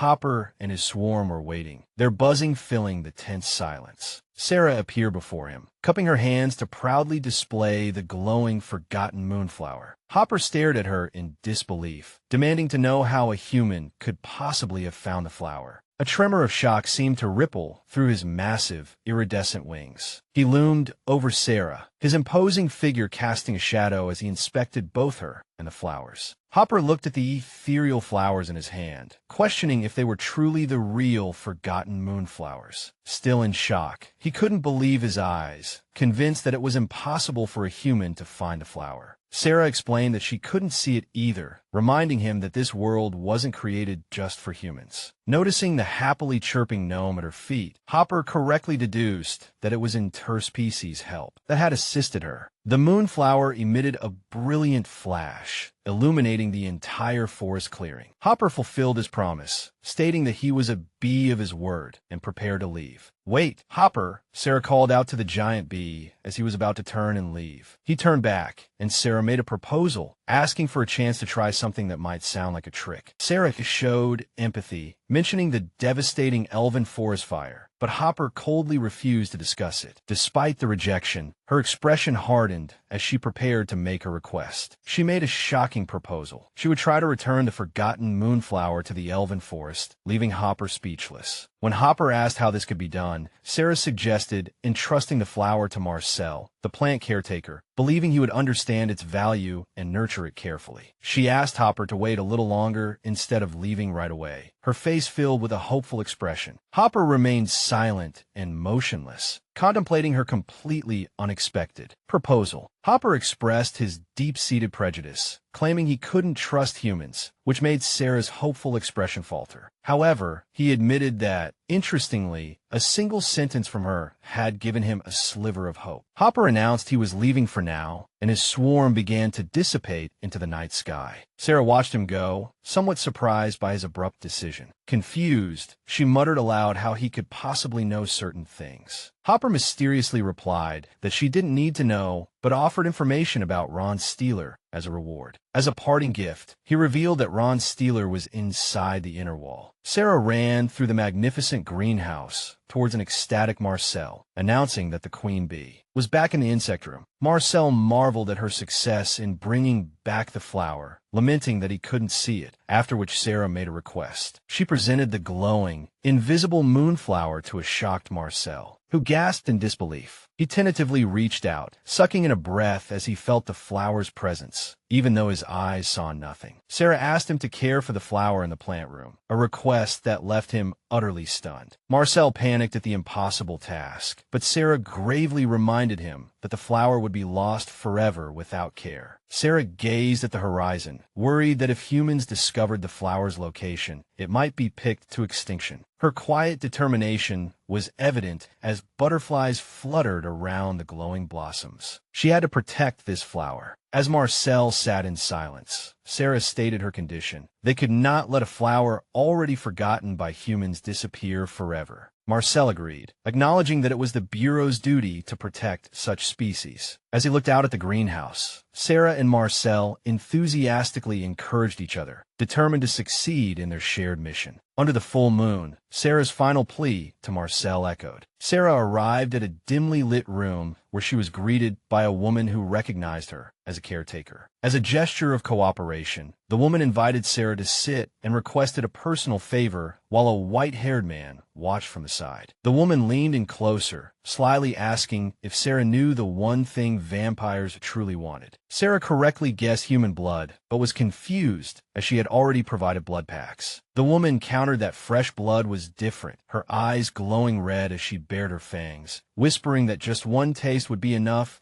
and enticingly asking if Sarah would cooperate. Sarah broke out in a cold sweat, clearly unsettled and hesitant about the disturbing request. As the woman pressed for an answer, the man also leaned in, his expression one of intense and unnerving focus. The man claimed that blood packs weren't enough, reminding Sarah that she had said she wanted to get along, before lunging for her neck. Sarah froze in terror, a single bead of sweat rolling down her horrified face. With a thud, Sarah forcefully pushed the two vampires away, shouting that their actions were completely out of line. The woman, confused by Sarah's strong reaction, wondered why she hadn't fallen for it. The man, annoyed, complained to the woman that their usual trick hadn't worked, revealing that their seduction attempt was just a test. A bewildered Sarah demanded to know what they were talking about, completely baffled by their behavior. The man mocked her ignorance of vampire lore, but the woman chided him for explaining their strategy to their prey. Frustrated that her ploy had failed, the woman declared that her pride was hurt. Unfazed, Sarah cheerfully asked if she could go back to her cleaning since they seemed to be leaving. Her demeanor shifted in an instant as she realized the gravity of her current situation. The man reappeared with a menacing grin, announcing he would take what he wanted by force. "Hand over your blood, human," he snarled, his sudden aggression startling Sarah. As he lunged, smugly thinking she should have just surrendered, a brilliant blue energy erupted from Sarah's hand. With a cry of surprise, the man was enveloped in a blinding flash and magical chains. The ethereal chains quickly materialized, wrapping tightly around the stunned vampire. "Arg!" he cried out in pain as the magical bonds tightened around him. Thump! The vampire fell to the floor, completely immobilized by the glowing chains, as Sarah stood over him. As he angrily demanded his release, Sarah retorted mockingly that she had warned him to leave quietly. To his shock, Sarah effortlessly lifted him and his magical bindings with one hand. Cooperation requires showing respect, Sarah scolded while dangling him in midair. He struggled, threatening what he would do once he was free, but Sarah calmly asked what his plans were. She told him with a sly smile that he hadn't grasped his situation and told him to look behind him. He was horrified to find that Sarah had dragged him to the edge of a high cliff. He panicked, pleading with her not to drop him, but she told him there was something important he needed to know. "My name is Sarah Union," she said with a brilliant smile, and told him to repeat her name. He angrily refused to say her name, continuing to struggle in the chains she held. Sarah sighed wearily, saying he was too stubborn and deciding she had no choice. She touched the chains and commanded him to go back to sleep, ignoring his desperate screams of protest. His terrified screams echoed down the hallway. Sarah stood triumphantly at the top of the stairs, her task complete. The magical energy of her binding spell slowly dissipated into the air, and as she turned to leave, the bound man below shouted at her to release him before she went. Sarah cheerfully informed him that the chains would come off in an hour, suggesting he use the time to remember her name. As a new day dawned, his resentful shouts echoed across the city skyline. The next morning, Sarah let out a big yawn and stretched after an eventful night. She wondered aloud if everyone's life was this tiring, then was startled by the sound of someone clearing their throat behind her. A fellow caretaker with long black hair told her this was a shared break space, explaining that she was hiding from a constantly complaining Marcel. She offered Sarah some tea, piquing Sarah's curiosity about Marcel. A cute flashback showed an ecstatic Marcel showing a small plant to his colleague, Liam, as Sarah watched with a smile. Sarah confirmed the caretaker's name was Liam, and he answered in the affirmative. Liam Mason, a surname that stunned Sarah. Noticing her shock,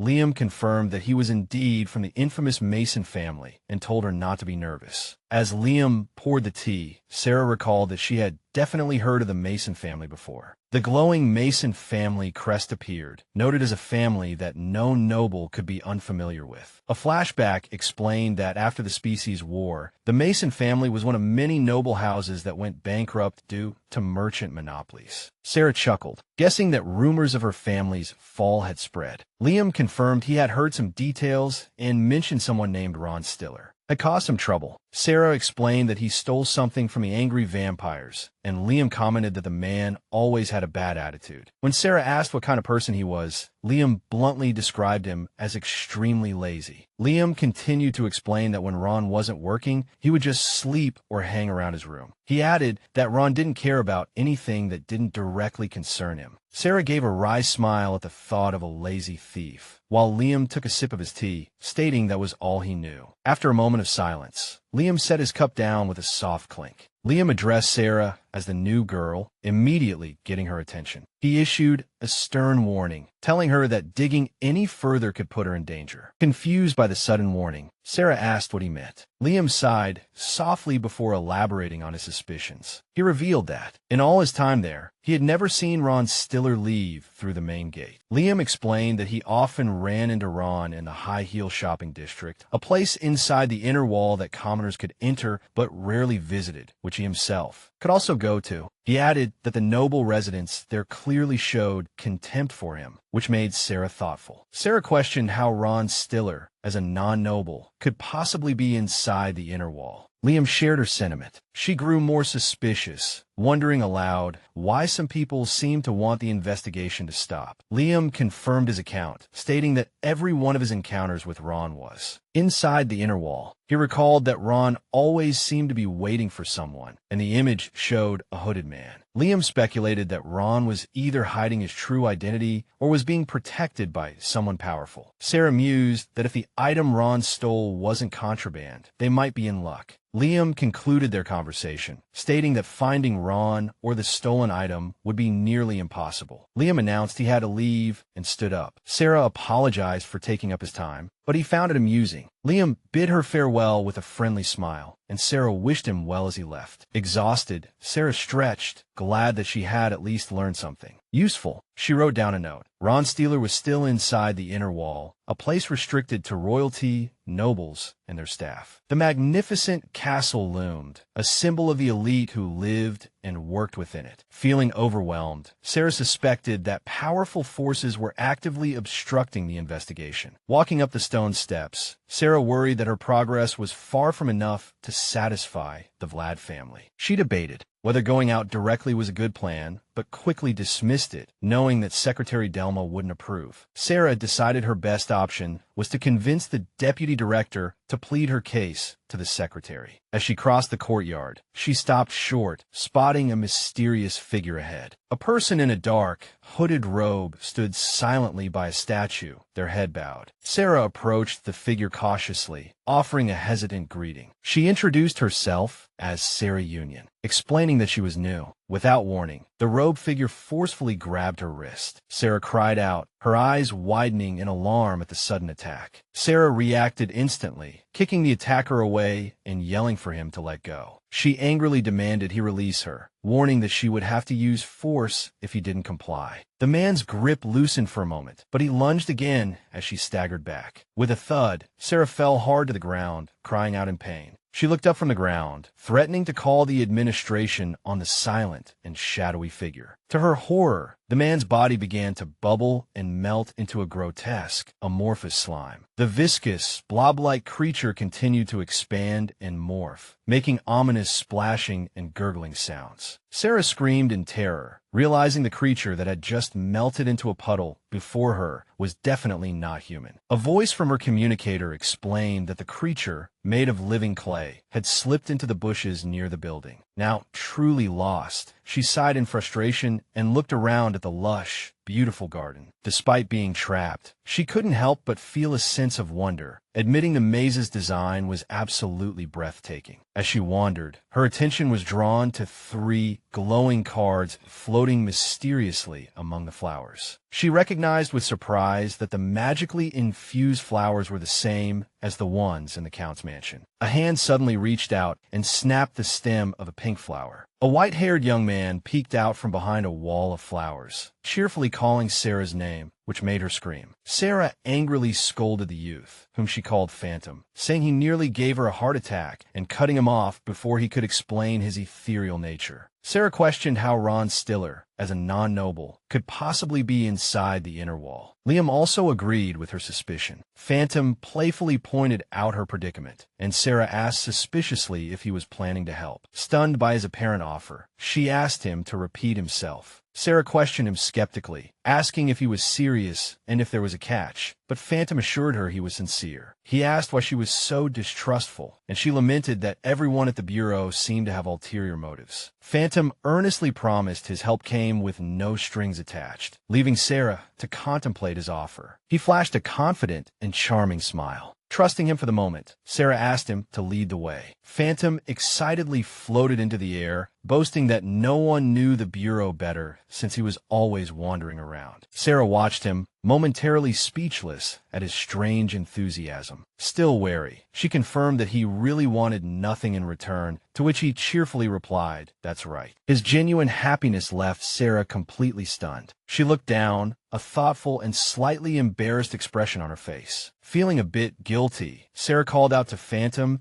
and added a belated thank you for helping her get the job at the bureau in the first place. Phantom was genuinely surprised by her sudden show of gratitude. Sarah invited him to come hang out with her after work as long as Gerard wasn't around. Phantom was delighted by her offer and celebrated with a blush, exclaiming that he knew he wasn't wrong about her. Suddenly, her communicator rang. She answered a call from the administration, who reported that they had identified the non-human species. The report described the creature as a shapeshifter made of an unknown clay-like substance. They went on to explain that its containment unit in the warehouse had been found damaged. The voice on the communicator warned her to be careful, concluding that the mud pet must have deliberately trapped her in the maze. Alarmed, Sarah asked Phantom if the creature was dangerous to others. Phantom told her to worry about that later, urging that their first priority was to get out of the maze. "Hurry, let's go," he called out, ready to lead the way. He flew through the air above the hedges. As Sarah watched from below, he left a beautiful, sparkling trail that guided her through the maze, leaving her in awe of the sight. Now, standing in a clearing, Sarah asked how he navigated when all the paths looked identical. With a flash, he activated a glowing fountain, explaining that it was their exit. He pointed ahead excitedly, telling her to look in front of her. An exit appeared in the tall hedges. To Sarah's amazement, she happily thanked Phantom, who gracefully took her hand to lead her out. Just as she said she could walk on her own, an unseen force yanked her forward, causing her to scream as she fell. She came to a stop near a woman with a high ponytail who was desperately calling her name and pleading for help. The frantic woman explained that their colleague, Red, had gone completely insane. A fierce red streak hit its mark. The woman was sent flying, screaming as she hit the ground hard. Two men fought fiercely, one of them shouting for something to tie the other one up. The woman with the ponytail struggled to her feet, shouting at a man named Andre that he had the wrong person, which shocked Sarah. Realizing the truth, Sarah yelled that it was the non-human species transformed into red. Thud!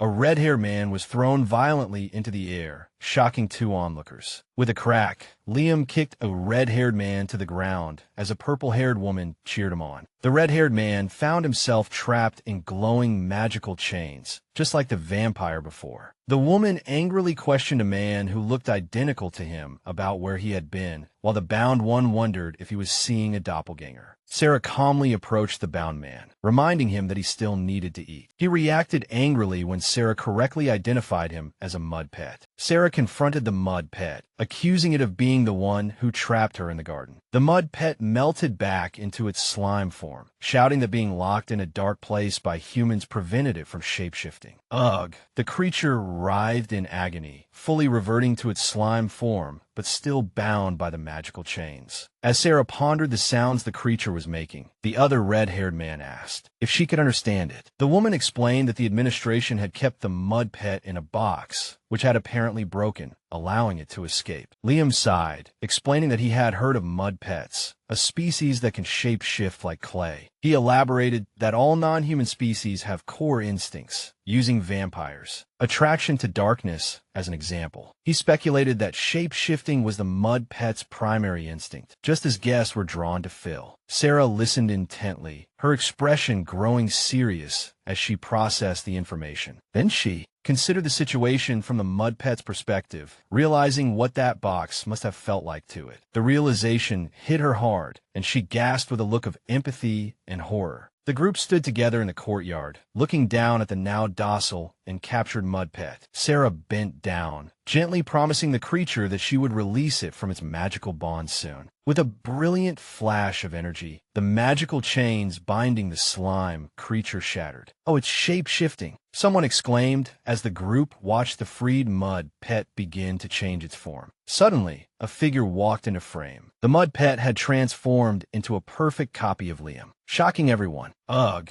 The real Liam and his mud pet doppelganger both clutched their heads and cried out in pain. Marcel asked if Liam was enjoying himself, while the mud pet copy laughed gleefully at the two of them. Marcel could only watch in exasperation as the blonde man burst into a fit of laughter. The woman, relieved that the creature wasn't aggressive, decided to contact the administration. Sarah reported the mud pet's capture to the administration, who promised to send someone over immediately. Before hanging up, Sarah interjected with a special request, wondering if they would agree to it. A moment later, a voice called for Miss Sarah in an office on the vast estate. A stern woman with glasses told Sarah that she knew very well why she had been summoned, and Sarah silently agreed. The woman continued, stating that not only had Sarah dealt with the mud pet, but she had also agreed to Hopper's outrageous conditions. She paused, her expression unreadable as she considered the situation. The woman looked directly at Sarah, demanding to know why she had accepted the condition. In a flashback, a tall werewolf named Hopper thanked Sarah for accepting his request, but she waved off his gratitude. He explained that such measures were necessary when dealing with species that required management. Sarah explained that the mud pet had become calmer in its new environment, and even the deputy director had approved the arrangement. With her business concluded, Sarah respectfully bowed to Hopper in thanks and took her leave. As she walked away, she glanced back at the mud pet, which was now resting peacefully in its new home. The mud pet curiously extended a feeler toward a playing card on a table. Sarah comforted the mud pet in its new, open enclosure, asking if it was better than the dark box. She gently placed her hand on the magical barrier of its new home in a reassuring gesture. Sarah explained that its old home had been redeveloped, so it couldn't go back, but its new room was much larger. She lamented that while they couldn't send it home, the fact remained that it was still confined. With a final wave, Sarah turned to leave, leaving the creature to its new surroundings. The mud pet began to move its viscous body, flowing across the wooden surface. It formed a small, hand-like appendage and gently touched the barrier where Sarah's hand had been. To her surprise, the mud pet morphed within the barrier, perfectly mirroring her smiling face. With a look of determination, Sarah whispered a promise. "I'll be there." She finished with a bright smile and a wave, her current task complete. The screen dissolved into an abstract black and white pattern, signaling a shift in consciousness. In a poignant memory, a red-haired person saw their own childhood reflection, thinking once more. The flashback ended in a sunlit room, with a voice softly responding, "I see." The stern, bespectacled woman from before maintained a composed, thoughtful expression. She addressed Sarah as Miss Union, getting her attention. She acknowledged Sarah's desire for non-human species to coexist harmoniously without sacrifice. As the scene showed, birds soaring freely. The vision expanded to an idyllic forest filled with peaceful creatures, depicting the world of perfect harmony she described. Returning to reality, she gave Sarah a stern warning, stating that non-human species are dangerous creatures. She reminded Sarah of the stories of careless caretakers being attacked, stressing that they must remember their place to prevent chaos. A close-up of a dark, intense, I reflected a flower, suggesting a harsh memory or resolve. She concluded her admonishment, emphasizing that both she and Sarah must remember their respective positions. Sarah bowed her head, looking troubled as she absorbed the heavy words. The woman continued, stating that any non-human species protected by the Bureau must follow the rules, and violations would not be tolerated. Sarah thought to herself that if the deputy director knew all the details, he wouldn't have approved her request so easily. The woman announced that to maintain balance, appropriate punishment was necessary, specifying that the queen bee and the mud pet would be disciplined. She ended her formal admonishment with a slight smile. She then reassured Sarah, promising that she would not take back the new home she had given the mud pet. She acknowledged with a smile that the Bureau's negligence in managing the mud pet was undeniable. Sarah broke into a smile of joy and relief at the woman's understanding. When asked if she had anything else to say, Sarah confirmed she did not, to the woman's satisfaction. The woman dismissed her, encouraging Sarah to do her best, and Sarah respectfully bowed and left. Phew. Once outside, Sarah let out a long sigh of relief, glad she hadn't received the harsh scolding she had expected. She sighed again as she walked down the empty corridor. Muttering to herself, she admitted that she understood the cross-species perspective, but she also conceded that the staff's assessment wasn't wrong. With a creak, she gently turned the handle, pushed open the heavy wooden door, and peered inside, a gentle curiosity on her face. With a whoosh, a brilliant light and a flurry of white feathers burst from the room. Standing amidst the swirling feathers, Sarah wondered aloud about the true meaning of management. A single, pure white feather drifted down, landing gently in her outstretched palm. Gazing up at the feather-filled sky, she questioned if a world of harmony was truly impossible. She reached for the light, feeling a renewed sense of hope that the answer could be found within the bureau. Whoosh, the scene shifts to a dark corridor at night, where she is hurrying along, struggling slightly with a case of blood bags in her arms. She lamented that before trying to save the world, she should probably worry about herself first. Staggering under the weight of the case, she reminded herself to deal with the problem at hand. Despite her grand ideals, Sarah dreaded reporting her lack of progress to someone named Kylie, whose condescending reaction she could perfectly imagine. She entered a grand, moonlit chamber where a blond man was sitting with two small children, who welcomed her with a cheerful smile. Sarah commented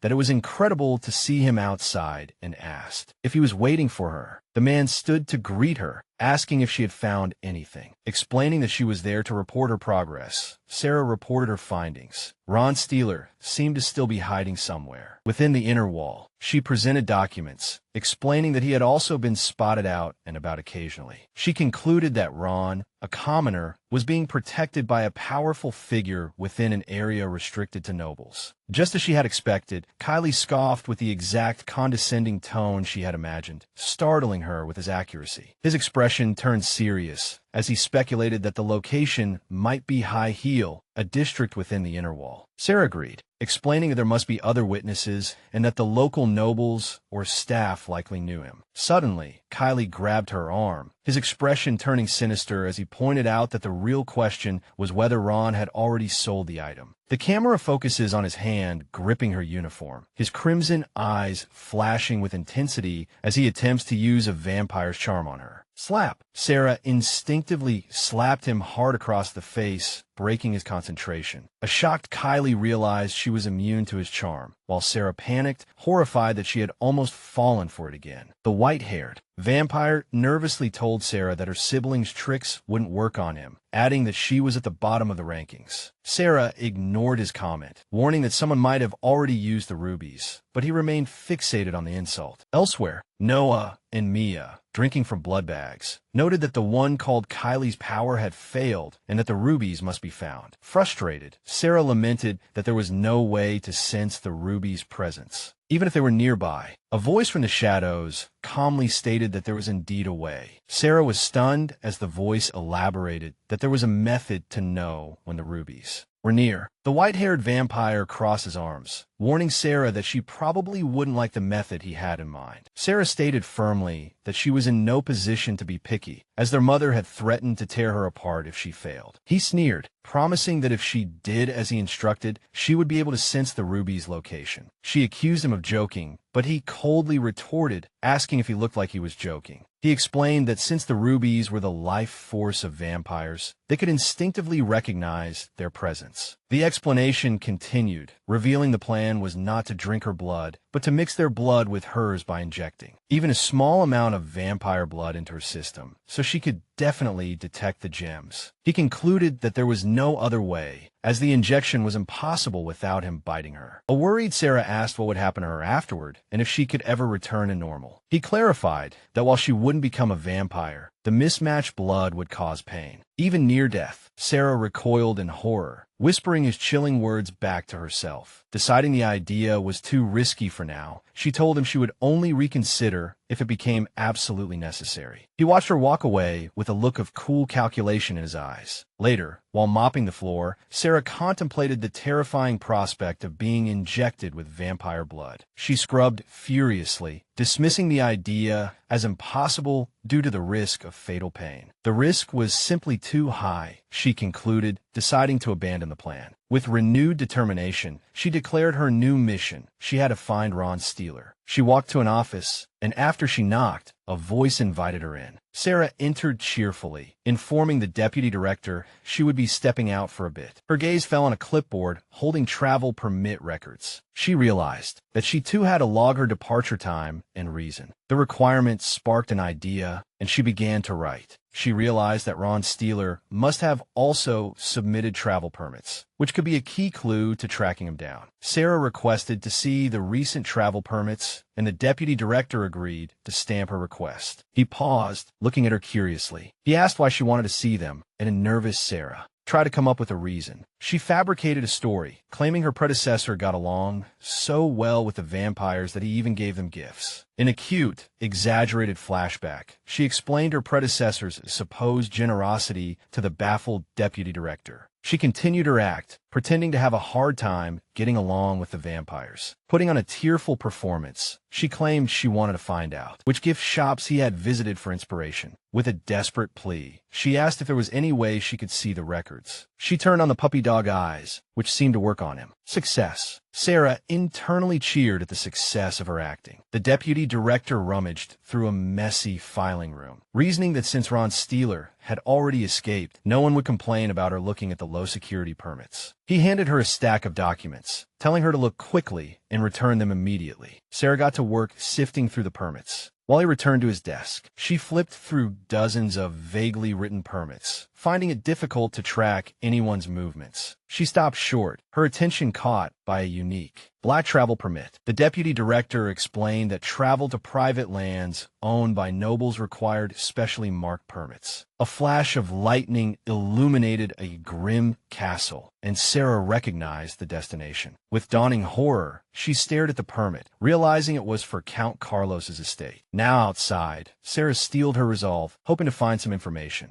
As she was walking, a glowing figure called her name, and she turned to greet Phantom. He asked where she was going, and she happily told him she was heading to a place called High Heel to investigate Ron Steeler. A white-haired spectral man looked up in surprise, curious about the sudden development. A hooded figure materialized from behind as Sarah's voice recalled that the person she was looking for had green eyes. The spectral man told Sarah that the person she was looking for was rarely in his room, making Sarah doubt the information she'd received. A man in uniform with long, dark hair stated he'd heard Ron Steeler was in trouble, which Sarah mentally contrasted with what Liam had told her. Sarah jolted, seemingly having a realization. The spectral man offered to help her investigate, but she worried about the rule forbidding different species from leaving the facility. He smiled reassuringly, explaining that only she and someone named Gerard could see him, so the rule didn't apply. Sarah laughed in relief, and the spectral man thanked her for her understanding. As Sarah crossed the courtyard, a young man holding a broom called her name. She greeted the man, named Fell, who cheerfully wished her a good afternoon. A small, cat-like creature peeked out from Fell's shoulder, and he and Sarah shared a laugh. Sarah said something kind to Fell, encouraging him to take his time adjusting to his new role. The spectral man explained that other species change slowly because they live longer and are set in their ways. Fell, holding the purring creature, expressed his belief that they could still form deep bonds. He assured Sarah that one day her work would become enjoyable too. His words brought a bright, genuine smile to Sarah's face. Fell whispered that someone would be angry if he were caught, but Sarah giggled, promising to keep their conversation a secret. He offered to open the gate for her, assuming she was on her way out. The gate opened to reveal a sunny path leading away from the estate. The small, cat-like creature ran after Sarah, meowing, as if asking if it could come along. Sarah hesitated, remembering the secretary's warning that different species weren't allowed outside. Fell explained it was fine for the creature to stay, and Sarah accepted his reasoning. The spectral man and Fell waved goodbye as Sarah and the cat-like creature set off down the path. On the way, Sarah decided to start her search at the checkpoint, doubting Liam's claim that Ron had never left. With a confident smile, she looked at her feline companion and declared that they'd never know without checking. Approaching a grand checkpoint, Sarah called out to get the guard's attention. She showed her pass to a guard, who recognized her as being from the Duke Eisen family and asked her business. After hearing her description, the guard found the information too vague to be helpful. Sarah asked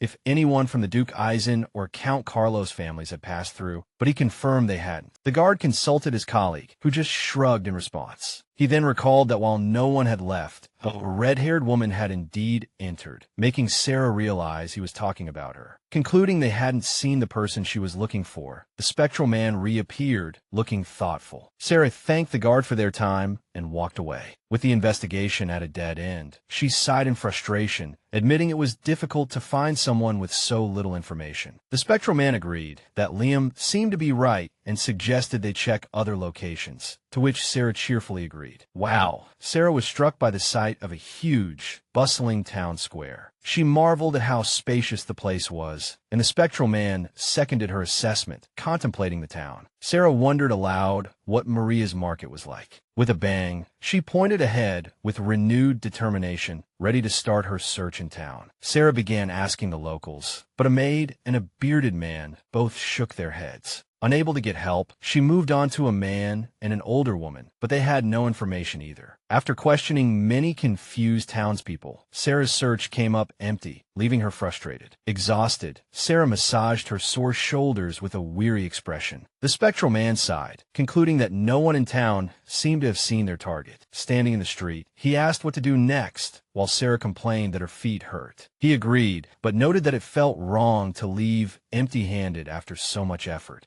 As she turned, Sarah accidentally bumped into a woman in a purple dress. The impact sent the woman stumbling, causing a dark, ornate envelope to fall to the ground. The cat-like creatures. Attention was immediately drawn to the dropped envelope. No, Sarah grabbed the woman with a look of sheer panic, leaving her completely bewildered. The cat-like creature's expression shifted from curious to menacing as it opened its fanged maw over the envelope. A powerful energy erupted from the envelope, shocking both Sarah and the woman in purple. Sarah, the woman, the spectral man, and an attendant all screamed in unison as the cat-like creature coughed up a puff of smoke. No, as the screams echoed, a vision of a carriage flying through a brilliant pink sky flashed by. The ornate, dark envelope lay on the ground, radiating a mysterious aura. The cat-like creature stared at the envelope before its face twisted into a terrifying, fanged grin. A burst of energy stunned Sarah and the woman, leaving them electrified and bewildered. In a multi-panel reaction, everyone screamed in terror while the cat-like creature watched with glee. The woman stumbled back, calling out for her mistress, while Sarah apologized profusely, promising to return the item at once. Continuing her panicked apologies, Sarah gestured wildly, and a feathered duster fell to the ground. "What?" the woman exclaimed, her face a mask of shock and disbelief. She had a sudden realization that Sarah, whom she had mistaken for a commoner, was actually from the renowned Eisen family. Her mind raced as she recalled that the Eisen family was the wealthiest and most powerful in the entire empire. An attendant demanded to see Sarah's pass, which the woman presented with trembling, fearful hands. As she stared at the small creature in Sarah's arms, her eyes widened in terror. Confused, Sarah wondered if the creature could possibly be Duke Eisen's ridiculously expensive and prized bait. She held up the cat-like creature and asked, "Really?" just as its ornate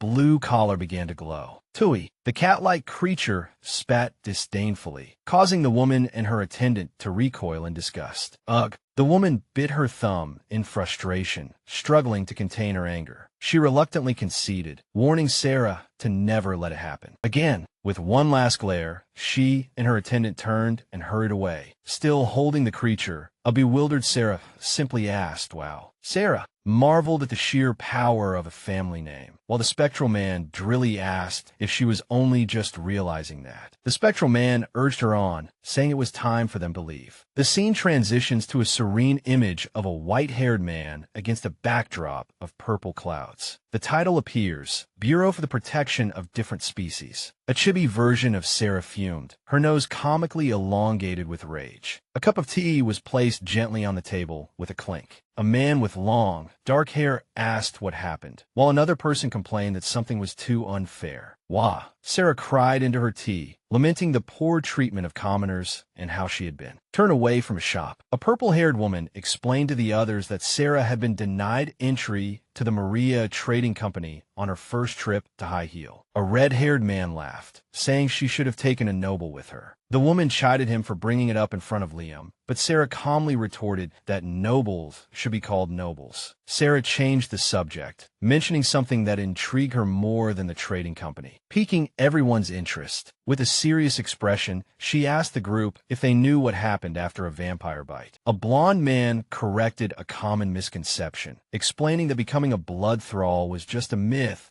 and that true transformation was much more complex. Another colleague confirmed Liam was right, explaining that a full species transformation required the body to die and be reborn. Sarah listened intently, absorbing the heavy implications of their words. A tall, stern man named Gerard suddenly loomed over her with an intimidating gaze. Sarah waved her hands in panicked denial, insisting that Gerard had completely misunderstood the situation. Gerard ignored her protests with his sharp, yellow eyes, stating firmly that they needed to talk in private. Sarah quietly followed Gerard into a secluded room for their discussion. "You can do this, Sarah," Gerard demanded she explain everything that had happened with the vampires in detail. Wringing her hands nervously, Sarah began to explain her situation. She revealed that she had been asked to find the rubies, which left Gerard utterly shocked. Sarah explained the idea of using vampire blood to sense the gems, prompting an enraged Gerard to forbid it, asking if she was out of her mind. Recalling her simple duties as a temporary vampire caretaker, Sarah reflected on how her current proposal crossed every imaginable line. Despite Gerard's grim expression, Sarah insisted she hadn't blindly agreed to the risky plan. She explained her true goal was to help the vampires trust humans again, seeing the rubies as a step toward that hope and clarifying that becoming a blood bank was only a last resort. Phantom sincerely apologized to a gray-haired man, addressing him as Gerard. Gerard let out a weary sigh. A clearly exhausted Sarah conceded his point, admitting that some people were indeed more trustworthy than others. Phantom turned with a determined look, apologizing to Gerard again for worrying him. Gerard's stern expression softened into a slight smile. Both of them shuddered in horror at a shared vision, the sight of being trapped in the Vlad family's basement forever. They shook hands firmly, having reached a new understanding. As they walked away, another agent approached and asked if they had sorted everything out. A purple-haired woman playfully mentioned that Gerard had given someone a hard time, but they admitted dangerous questions were asked. Another agent told the person they had it coming, while a blonde colleague retorted that was rich coming from someone he called Little Red. A dark-haired man got everyone's attention, asking if anyone was free later. He explained that the administration needed help capturing a new species in the Tillow Banks district, noting he didn't want to go alone. The blonde agent asked what he meant by different species. Sarah listened intently as the report described a creature with a blue body, long horns, a distinct mane, and red eyes. When it was finally revealed that it could fly, a terrifying winged demon appeared in her mind's eye, shocking her. A man with long black hair, who had been listening quietly, confirmed the location was Tillow Banks. Bang! He slammed his hand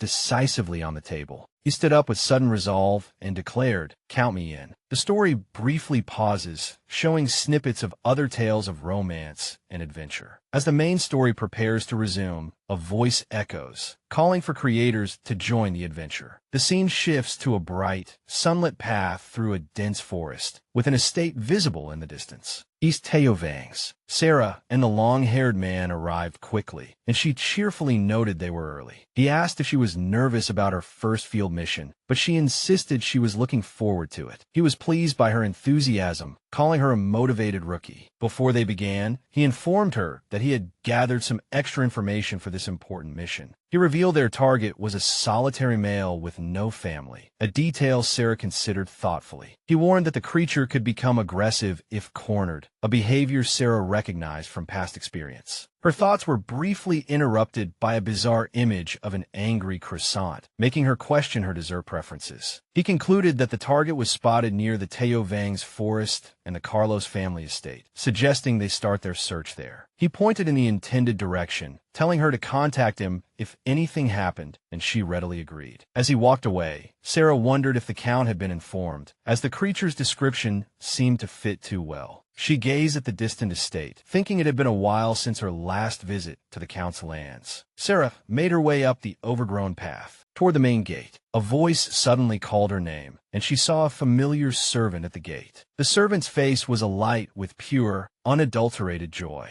They rushed toward each other, clasping hands, ecstatic at their reunion. The servant asked in confusion if Sarah had been kicked out, but Sarah explained she had left abruptly and was sorry for it. A brief flashback showed the other servants lamenting Sarah's unjust dismissal, worried but hoping she was well. Sarah assured her friend she'd found a similar job, which came as a relief to the servant. The servant asked what she was doing at the estate, and Sarah vaguely claimed she was in the area on official business. Her friend gave her a sharp, skeptical look, clearly not buying the excuse. Sarah casually asked if anything was happening at the estate and if the Count was well. The servant loudly complained that the Count was hysterical every night, which confirmed Sarah's suspicions. The servant paused, thinking for a moment. She explained that they'd had a big rat problem lately, which confused Sarah. She described an incredibly fast creature that kept sneaking into the kitchen to steal bread. An image revealed the rat was actually a small, blue, horned creature with red eyes, clutching a loaf of bread. Suddenly, the creature zipped past them through the open gate, startling them both. The servant shrieked that the creature was as big as her forearm, and they both yelled that they had to catch it. The servant shoved a broom into Sarah's hands, panicking about how she was supposed to catch the huge creature alone. As Sarah gave chase, her friend called out an apology from the gate. She yelled stop, but the bread thief was too fast. Mid-run, Sarah had a moment of clarity. This ridiculous chase was her unexpected way into the estate. She reached out, believing she was about to catch the creature without being noticed. On a balcony, a man asked a hooded figure if the mission was handled, while the chaotic chase unfolded below. Noticing the figures above, Sarah hid behind a large pillar to avoid being seen. She let out a long breath, realizing how close that was. Peeking out, she overheard them discussing a successful mission and mentioning they couldn't afford to fail. The man sneered, recalling that the hooded figure was even given an alias for the job. Sarah's eyes widened in shock when she heard the name Ron Steeler. Count Carlos asked why they were meeting outside, and the hooded figure explained that the mansion had ears. The figure went on to point out that it was strange, since their targets were meeting openly in high heels. The Count deduced there must be a larger objective, while the hooded figure lamented that other duties were preventing them from acting quickly. A servant's intuition from 10 years of experience told the hooded figure this was no small matter. Suddenly, the hooded figure whipped its head around, alerting the surprised Count that someone was eavesdropping. The figure leaped from the balcony with incredible speed, determined to catch the spy. Crap! Realizing she'd been spotted, Sarah began to panic. She frowned and turned, bracing herself to face her pursuer. When she saw who had found her, her fear turned to utter confusion. Count Carlos loomed over her, radiating menace as he questioned her connection to the Union. Sarah managed a weak, nervous smile and greeted the furious Count. Count Carlos's face was a mask of pure, unadulterated rage. "Long time no see," she said with a strange smile, trying to defuse the tension. A voice reminded her that she had been explicitly warned to stay away from Count Carlos's estate. The long-haired man launched into a furious tirade, demanding to know why she was standing before him again. "Count, please let me explain," she pleaded from the ground, insisting she had no choice. Count Carlos dismissed her excuses, angrily demanding to know how much she had overheard. She swore she was only here for work, which made him even more suspicious about who had given her orders. Sarah stubbornly held her ground, declaring she was here to capture the imposter. She grabbed his hand, her determined gaze meeting his stunned silence. Suddenly, Sarah spotted the creature perched comically on the Count's head, blinding him with the stolen bread. The creature leaped away, sending the Count stumbling back as it made another run for it. left. There it is, she yelled as the imposter fled. Sarah yelled to the right, and the Count blurred into motion to intercept. He just missed, the creature slipping past his hand as it slapped the ground. Sarah chided him for being as slow as a human, infuriating the Count. "Give me that," he roared, snatching the broom from her hands. He took command, yelling at her to block the creature's escape route. As Sarah ran to flank it, the Count swung the broom, trying to trip the creature. The creature leaped effortlessly into the air, clearing the sweep. He sneered, preparing for a powerful downward slam with the broom. With a flash of light, the broom swung down in a powerful arc of energy. Slam! The blow made a direct, explosive impact on the creature. "Nice!" Sarah cheered, and the Count let out a triumphant laugh. The plan worked. The dazed creature hung limply from the end of the broom. The Count unleashed one last powerful energy attack, yelling Union. The shockwave sent the creature's unconscious body flying toward Sarah. She positioned herself perfectly as the creature fell directly into her waiting cloak. "Got it," she shouted, having successfully caught the target. Count Carlos struck a victory pose to celebrate their success, boasting that he was a genius. As the initial excitement faded, the two fell into a moment of awkward silence. Count Carlos cleared his throat, apologized for the earlier fuss, and handed the broom to Sarah, who took it and thanked him. He awkwardly looked away, then suddenly called out for her to wait. Turning to her with a serious expression, he asked if she belonged to the Bureau, which left her stunned. She asked in surprise how he knew about the Bureau, and he sneered, questioning why she was acting so casually. Count Carlos fumed, recalling how he had warned her to stay away from the estate, only to find her directly meddling in the Bureau's affairs. Sarah panicked, understanding that the Bureau was top secret and she could no longer act recklessly. Count Carlos suddenly broke into a knowing smile and simply said, "Yes," leaving Sarah utterly confused. He retorted, asking if he looked like a fool who couldn't tell the difference between a fired maid and a rat catcher. He stated bluntly that he wasn't stupid enough to interfere with people under the Duke. Before turning to leave, he offered her a piece of advice out of respect for his father's last wish. He advised her to completely forget everything she had seen and heard at the estate that day. He warned her gravely that forgetting was her only way of leaving alive. Sarah took a deep breath, realizing his words were a direct warning from the Count himself. The scene shifts to the estate at sunset, where a voice on a communicator calls for the rookie. Sarah excitedly reports to Liam that she has successfully caught the shapeshifter, and he asks if she's serious. She confirmed the news and arranged to meet at their previous location, to which he agreed with a sigh. Sarah thought to herself that catching Ron Steeler hadn't solved everything as she had hoped. She gazed into the forest as a new line of thought formed in her mind. Connecting the clues, she realized Count Carlos must be Ron Steeler's backer, which would explain why he was at high heel. She remembered Ron Steeler's travel permit bore the seal of Belvance. If he wasn't at the estate, she concluded the conspiracy was too big to ignore and must involve a power greater than the Count. As the sun set, she wondered who was truly pulling the strings. Her train of thought was broken as she reached the meeting point, where Liam was waiting with his arms crossed. The captured blue creature suddenly poked its head out of her satchel with a cute, sparkling expression. The scene transitions to a grand, gloomy hall, where a voice announces that dinner is served. Inside, a blond young man casually said hey to Sarah, but she corrected him, "My name isn't Hay." Rye sharply asked if she was planning on letting someone named Kylie bite her, which took Sarah by surprise. Sarah demanded to know what he was talking about, accusing him of eavesdropping, but he claimed to have only overheard her rejecting his request for blood. Rye bared his fangs, angrily asking if she was going to switch to someone named Camille instead. Sarah asserted that she could handle the mission, perhaps even better than Kylie, but Rye scoffed and told her to stop dreaming. He burst out in frustration, demanding to know why Kylie could help, but he couldn't. Sarah clarified that she had no intention of being bitten and was looking for another way to find a ruby. Rye looked at a box of blood bags, insisting there was no other way for a human to find it. She pressed him on whether there was truly no alternative, making him fall silent in thought. He reluctantly admitted that there was technically a way, and she eagerly asked what it was. Rye smirked, predicting she would refuse his offer, but she insisted he tell her. He offered to help her sense the ruby's presence, leaving her shocked and confused. As she struggled to understand his meaning, she faltered, asking for an explanation. Rye revealed a pair of glowing red eyes and a sinister smile, disclosing that he was proficient in transformation magic. "Bingo!" he exclaimed, praising her for being quick on the uptake. A commanding voice interjected firmly, saying, "No," causing Rai to throw a tantrum and demand to know why not. A noble woman, shrouded in red energy, announced that the matter was beyond her authority, and reminded Sierra of the conditions her mother had set. Rai retorted, but Sierra called his name, cutting him off and bringing the conversation to a halt. She reminded him how much he used to hate being bound by the recolor, as the scene flashed back to his past struggles. Stung by her words, he stammered, unable to respond. Sarah insisted they needed to find the pendant as soon as possible to return to normal, causing Rai to blush and look away. She gave a knowing smile and teased him, asking if he was worried about his family, which flustered him even more. Rai shot back, yelling that there was no other way. As Sarah walked away, he angrily asked if she didn't trust him. Rai mockingly called her Kylie from behind, all the while thinking to himself that his method was the only option. Rai smugly celebrated his victory, getting Sierra to praise him as the so-called Great Vampire. A red-haired woman mocked a human, urging them to transform, before pausing to consider her next move. Sierra told him she still needed time to consider, as the camera focused on a bucket of dirty laundry. A voice flatly said, "Great Vampire," leaving Rai completely stunned and blushing. Sarah told an ecstatic Rai with a smirk that this was a one-time deal before walking off to clean. Rai desperately called after her as she walked away, humming happily. The scene shifts to outside a bright castle, where a voice asks a question. A gray-haired man rejects the idea, deeming the plan too reckless. While pouring him tea, Sarah insisted it was the only way to find the ruby, but he merely sighed. She argued that searching blindly was also dangerous, prompting him to ask what she meant. Sarah revealed her discovery. Ron Steeler was connected to Count Carlos, making the trail difficult to follow. The man grew worried, realizing that the longer the search took, the colder the trail would become. He clasped his hands in thought, considering their next move. Both he and Sarah frowned as he reluctantly suggested that they should make use of Rai. He looked out the window, doubting the Bureau would approve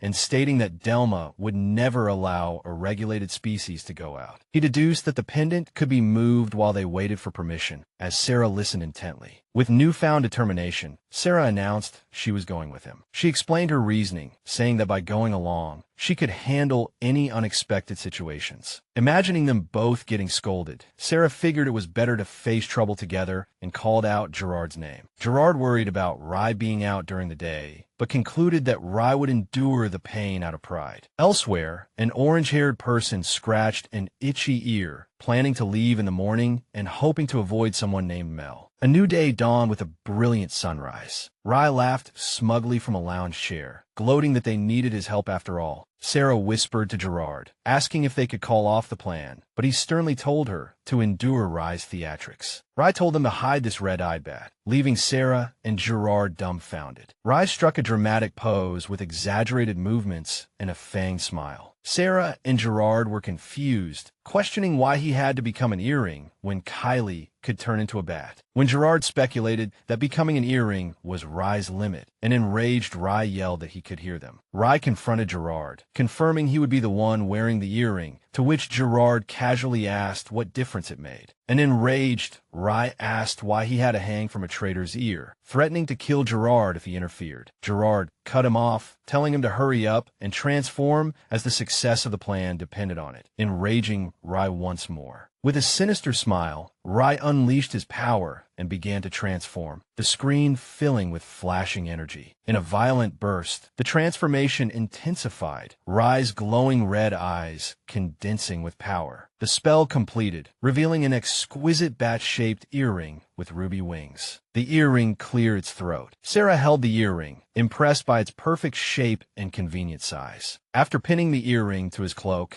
Gerard asked when the mission would begin, and the answer was tomorrow. Sarah smiled with steely determination, stating clearly that they would set out first thing in the morning. Dressed in traveling cloaks, Gerard and Sarah prepared for their journey in the morning light. The orange-haired man from before spotted the pair and curiously asked where the two unfamiliar faces were headed. Before setting off, Gerard reached for the earring on his cloak to begin his preparations. Sarah put on the earring, and Gerard confirmed she was wearing it correctly. A surge of energy flowed through the earring, causing Rai to gasp in shock. Gerard asked about the stacking spell, and Sarah playfully reminded him that she had promised not to do anything foolish. Though still skeptical, Gerard decided to cast a spell on her every hour since she was outside his supervision, much to Rai's annoyance. Sarah cheerfully remarked that they had a long way to go. Sarah asked Rai about the range of his gem sensing ability, and he paused to think. Rai explained that he could pinpoint the gem within 200 meters, but the range would shrink if there were obstacles. Sarah mulled over the information,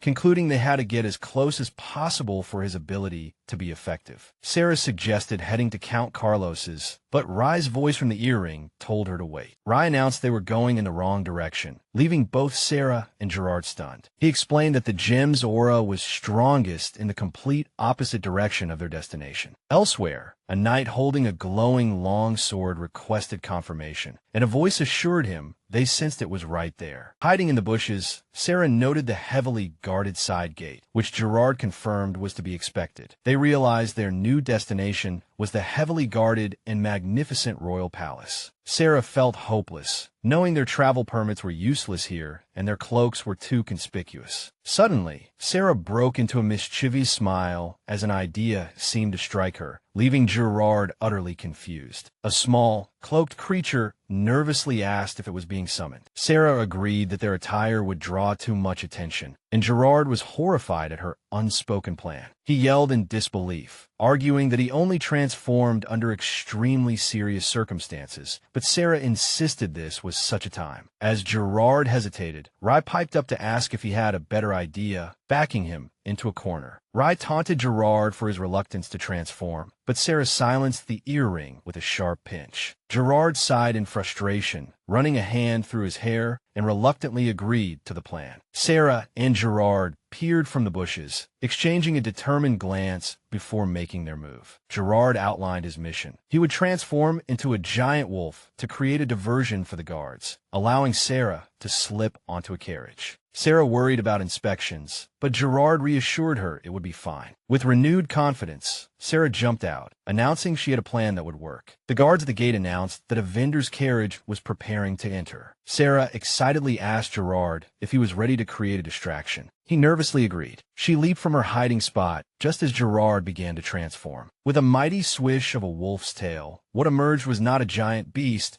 but an unimpressive little wolf, much to the confusion of the nearby guards. The little wolf let out a pathetic growl and a weak howl, sweating nervously under the crowd's gaze. Both the guards and Sarah were bewildered by the underwhelming transformation. Panicking internally, Sarah mentally urged Gerard to get bigger and more terrifying. Heeding her command, the small wolf suddenly erupted with power, transforming into a ferocious giant beast. The giant wolf rampaged through the square, sending the crowd into a panic as the guards rushed to protect them. The captain ordered the supply carriage moved inside the gates for safety, creating the perfect opening. Sarah seized the opportunity, making a desperate leap for the back of a moving carriage. From an overhead view, she successfully lands on the roof of the carriage as it moves through the chaotic square. As the carriage passes through the gates, Sarah celebrates her success while lying flat on the roof. After rolling off the carriage inside the palace grounds, Sarah overheard nobles chattering about the giant wolf outside. She dusted herself off, wondering if everything was going according to plan. Rai praised her agility, but Sarah retorted not to underestimate humans. Though still miffed, she put the banter aside, declaring they had to find the ruby quickly. She started to move. Walking through the palace grounds, Sarah realized that entering the main building would likely be impossible. Hiding behind a tree, she spotted two important-looking figures talking in a private garden. Deciding not to act rashly, she quietly asked Rai if he could sense the gem nearby. The earrings glowed intensely, and Rai suddenly told her to wait. Ron Steeler sensed something and smirked sinisterly, realizing the little rat he was hunting was here. The earring trembled with rage as Rai hissed a chilling word. "Kill." Rai unleashed a wave of dark energy, screaming furiously that he would kill Ron Steeler. Rai's murderous intent poured from the earring as he swore to kill Ron Steeler. Peeking from her hiding spot, Sarah confirmed in shock that Ron Steeler was indeed present. She confirmed the hooded man was Ron Steeler, certain of his identity. Radiating pure rage, Rai declared he would kill him now, forcing Sarah to calm him down. Sarah struggled to suppress Rai's magical outburst while he demanded she let him go. As Ron Steeler approached, she reminded him of their agreement not to cause a scene. The man with Ron Steeler asked what was wrong, mentioning he sensed someone suspicious. His eyes flickered, detecting a presence, just as he turned to investigate elsewhere. An orange-haired person was shocked to learn that Ron Steeler had vanished into the sky. Back in the palace garden, Sierra was still hiding behind a tree. Without warning, the cloaked man who was with Ron Steeler launched a surprise attack on Sierra. He lunged forward with incredible speed, determined to catch the intruder. He delivered a heavy blow, causing a shocked Sarah to marvel at the attacker's power. She was amazed by his silent speed as he focused on his attack. His powerful strike smashed into the ground. With a loud crash, he continued his relentless assault. Sarah realized with horror that he was not human. He launched an energy-filled punch directly at her. Whoa! The cloaked man pinned Sarah against a tree, demanding to know how she got in. Sarah nervously blamed her intrusion on the giant wolf, but he scoffed at her excuse. Not buying her lie, he viciously kneed her in the stomach, making her cry out in pain. Sarah looked away toward the palace, desperately claiming she had followed a spirit inside. The cloaked man froze, questioning her seemingly impossible claim. He dismissed her story as utter nonsense, but Sarah insisted it was the truth. He stopped short, surprised to see a glowing green spirit floating behind him. His eyes widened in shock as he stared at her undeniable proof. The green spirit danced among the trees, capturing his attention. A cat-shaped vessel glowed red, and a corresponding blue bracelet shimmered on someone's wrist. Sarah stood her ground confidently, asking how a normal human could possess such an ability. Just as the cloaked man continued to question her, a calm voice interrupted them. "That's enough." A man in a lavish vest approached, suggesting they end the little confrontation. The well-dressed man surveyed the scene with a knowing smile. The cloaked man immediately bowed, offering his deepest apologies to His Highness, the Crown Prince. He forced Sarah to her knees and explained his actions, but the Crown Prince told him it was fine. The Crown Prince asked for her name, and a terrified Sarah introduced herself as Sarah Union, thinking she was doomed. The cloaked man respectfully deferred to the Crown Prince. Awaiting orders, he confirmed to the Crown Prince that the reports of Sarah joining the Bureau and being able to perceive spirits were accurate. The Crown Prince stroked his chin with interest, commenting that it was quite unusual. When asked if she could command the spirits, Sarah nervously clarified that she could only see them. The cloaked man offered to take her into custody, sending Sarah into a silent panic. The Crown Prince contemplated the situation while Sarah watched with a desperate expression. Deciding she had simply wandered in by mistake,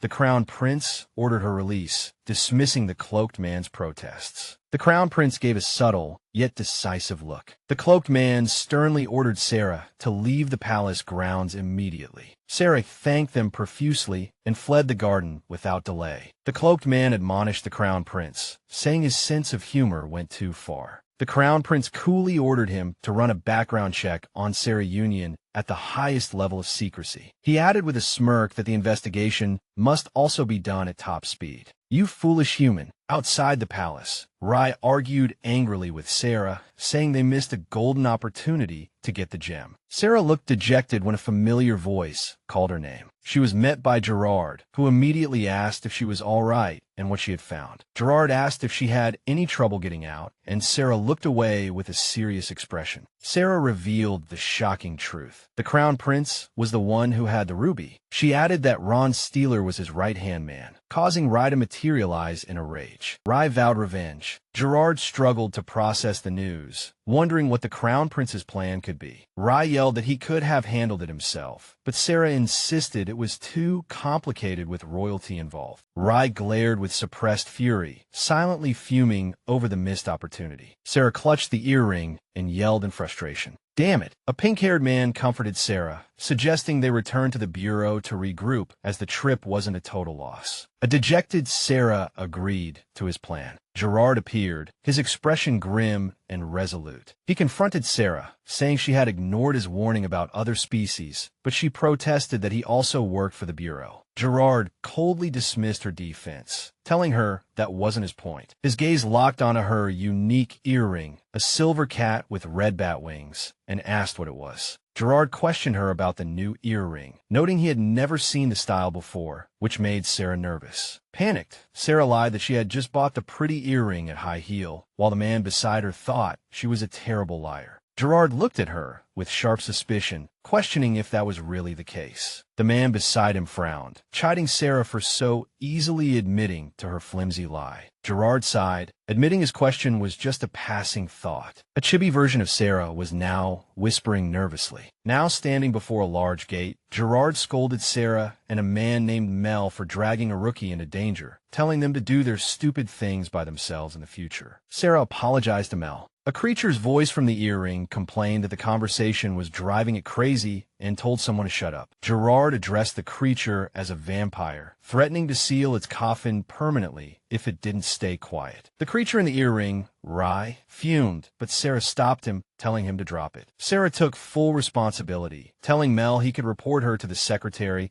and admitting she was the one who broke protocol. She insisted Rye was innocent and that she had persuaded Gerard to come, ready to accept any disciplinary action. After a moment of silence, Mel's stern expression softened into a forgiving smile. Mel let it go just this once before leading the way down a path, summoning a glowing magic staff. He sternly warned Sarah never to bring another species out again, or he would report her. She quickly promised. As Mel activated a magical shield, Sarah thanked him profusely, promising it wouldn't happen again. Seeing them off at the estate, Mel told the exhausted pair to go inside and get some rest. On the stairs, Gerard told Sarah he was heading up and asked her to take right of the North Hall, which she agreed to. Sarah watched Gerard walk away down the path. Gerard paused in thought for a moment before continuing on. A glowing and ornate key appeared in his hand, surrounded by a brilliant blue light. Gerard activated a teleportation spell. He vanished from the path in a flash of magical energy. The scene shifts to the grand and stately doors of the North Hall. Inside the dim hall, stately red banners hung from stone pillars. Sarah gently placed a hand on a white-haired man lying in bed, telling him it was time to return him to his original form. The man sat up, calling her a strange human and asking why she defended him earlier. He argued she could have just done the bare minimum of finding the ruby and left, but Sarah realized that was no longer an option. The man listened intently, his red eyes fixed on her. Sarah sincerely explained that she genuinely wanted to be friends and hoped he would acknowledge her efforts. He ran a hand through his hair, looking conflicted by her words. He mentioned that if the ruby was with the crown prince, it seemed humans were completely out of options. Sarah considered her options, faltering as she thought of a last resort, which sent a chibi version of the man into a panic, worried she would let the person named Kylie turn her. The man shot to his feet, firmly stating there had to be another way. Sarah turned to face him, her expression firm and resolute. He looked back at her, his own gaze serious and intense. Sarah reflected on her difficult situation, pondering her next move. A glowing dragon crest appeared as she realized Ron was more than just a simple nobleman. She concluded that Ron Steeler's background was deeper than she had thought and wondered how to learn more about the Crown Prince. A brilliant idea suddenly struck. She realized her colleagues at the agency might have information on the Crown Prince. Entering the dining hall, a red-haired colleague cheerfully called her Rookie and invited her to dinner.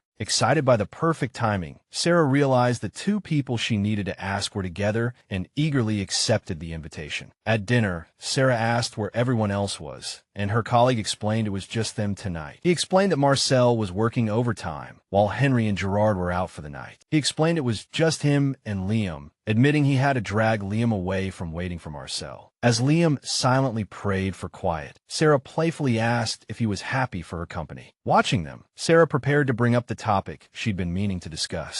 Sarah began her inquiry hesitantly, reminding them she had recently been to High Heel. She marveled at the lavish, noble district, musing aloud that the royal family must be even more amazing. Her colleague scoffed, dismissing them as people who just fought tooth and nail for power and status. The newly identified Red declared that court intrigue wasn't for him, preferring his work at the bureau. Liam added with a smirk that he disliked court intrigue just as much. He hinted that the royal family would be even worse, prompting Sarah to ask for more details. Sarah asked about the emperor's descendants, the first and second princes, and Liam confirmed that the nobles were split into two factions over the succession. When Sarah asked which side they were on, Liam stated that both he and Red were neutral. He did reveal, however, that most nobles currently supported the second prince for the throne. Liam explained that while his family didn't get involved in politics, it was widely believed that the first prince, Clow, was unfit to be emperor. Sarah asked why, puzzled, and Red leaned in with a grin to share the gossip. She reacted in shock, repeating his unspoken implication. A sickness? Red eagerly shared the famous rumor that the prince suffered from madness, but Liam corrected that it was just chronic insomnia. Sarah asked why the nobles supported the second prince if that was the case, and Liam bluntly stated it was for their own benefit. He explained that the two princes pursued vastly different political paths. Liam elaborated that the first prince was a brilliant negotiator who saw war as pointless, but this failed to win the emperor's trust. An emperor who built his empire through war would not look favorably on a son who opposed it, and so the rumors of madness began. The second prince, on the other hand, while less intelligent, was more ruthless and willing to do whatever was necessary for the empire's growth. Liam concluded that the emperor and the nobles favored the pragmatic second prince, using the first prince's supposed madness as a convenient excuse. Liam changed the subject, asking if she knew about the founding contract between the Empire and the Golden Dragon, which she confirmed was common knowledge. He recounted the founding myth. The Empire was built on the promise of bringing peace to the continent for the Golden Dragon, and the Emperor's bloodline inherited this contract, and must abide by its terms to maintain the Golden Dragon's protection. Only by fulfilling the contract would the crown glow during the coronation ceremony, thus proving the heir's legitimacy. Sarah listened intently, finally understanding the profound meaning behind the succession. Liam finished his explanation, telling her to hurry up and eat, and reminded her that her workday as a caretaker had only just begun. Sarah's mind raced, realizing the ruby was still in the first prince's possession. She deduced that if he had simply wanted to win his father's favor, he would have presented the gem long ago. A shocking thought crossed her mind. Clow intended to use the ruby to become emperor. The scene shifts to a grand manor at night, where a voice calls out that dinner is ready. While reporting to the vampires, Sarah stood as Rai asked a woman if the intelligence was reliable, and she confirmed its accuracy. The woman approached, formally demanding a report on the ruby's location. The woman grabbed her, snarling a warning not to dare say she had failed to retrieve the gem. Rai calmly intervened,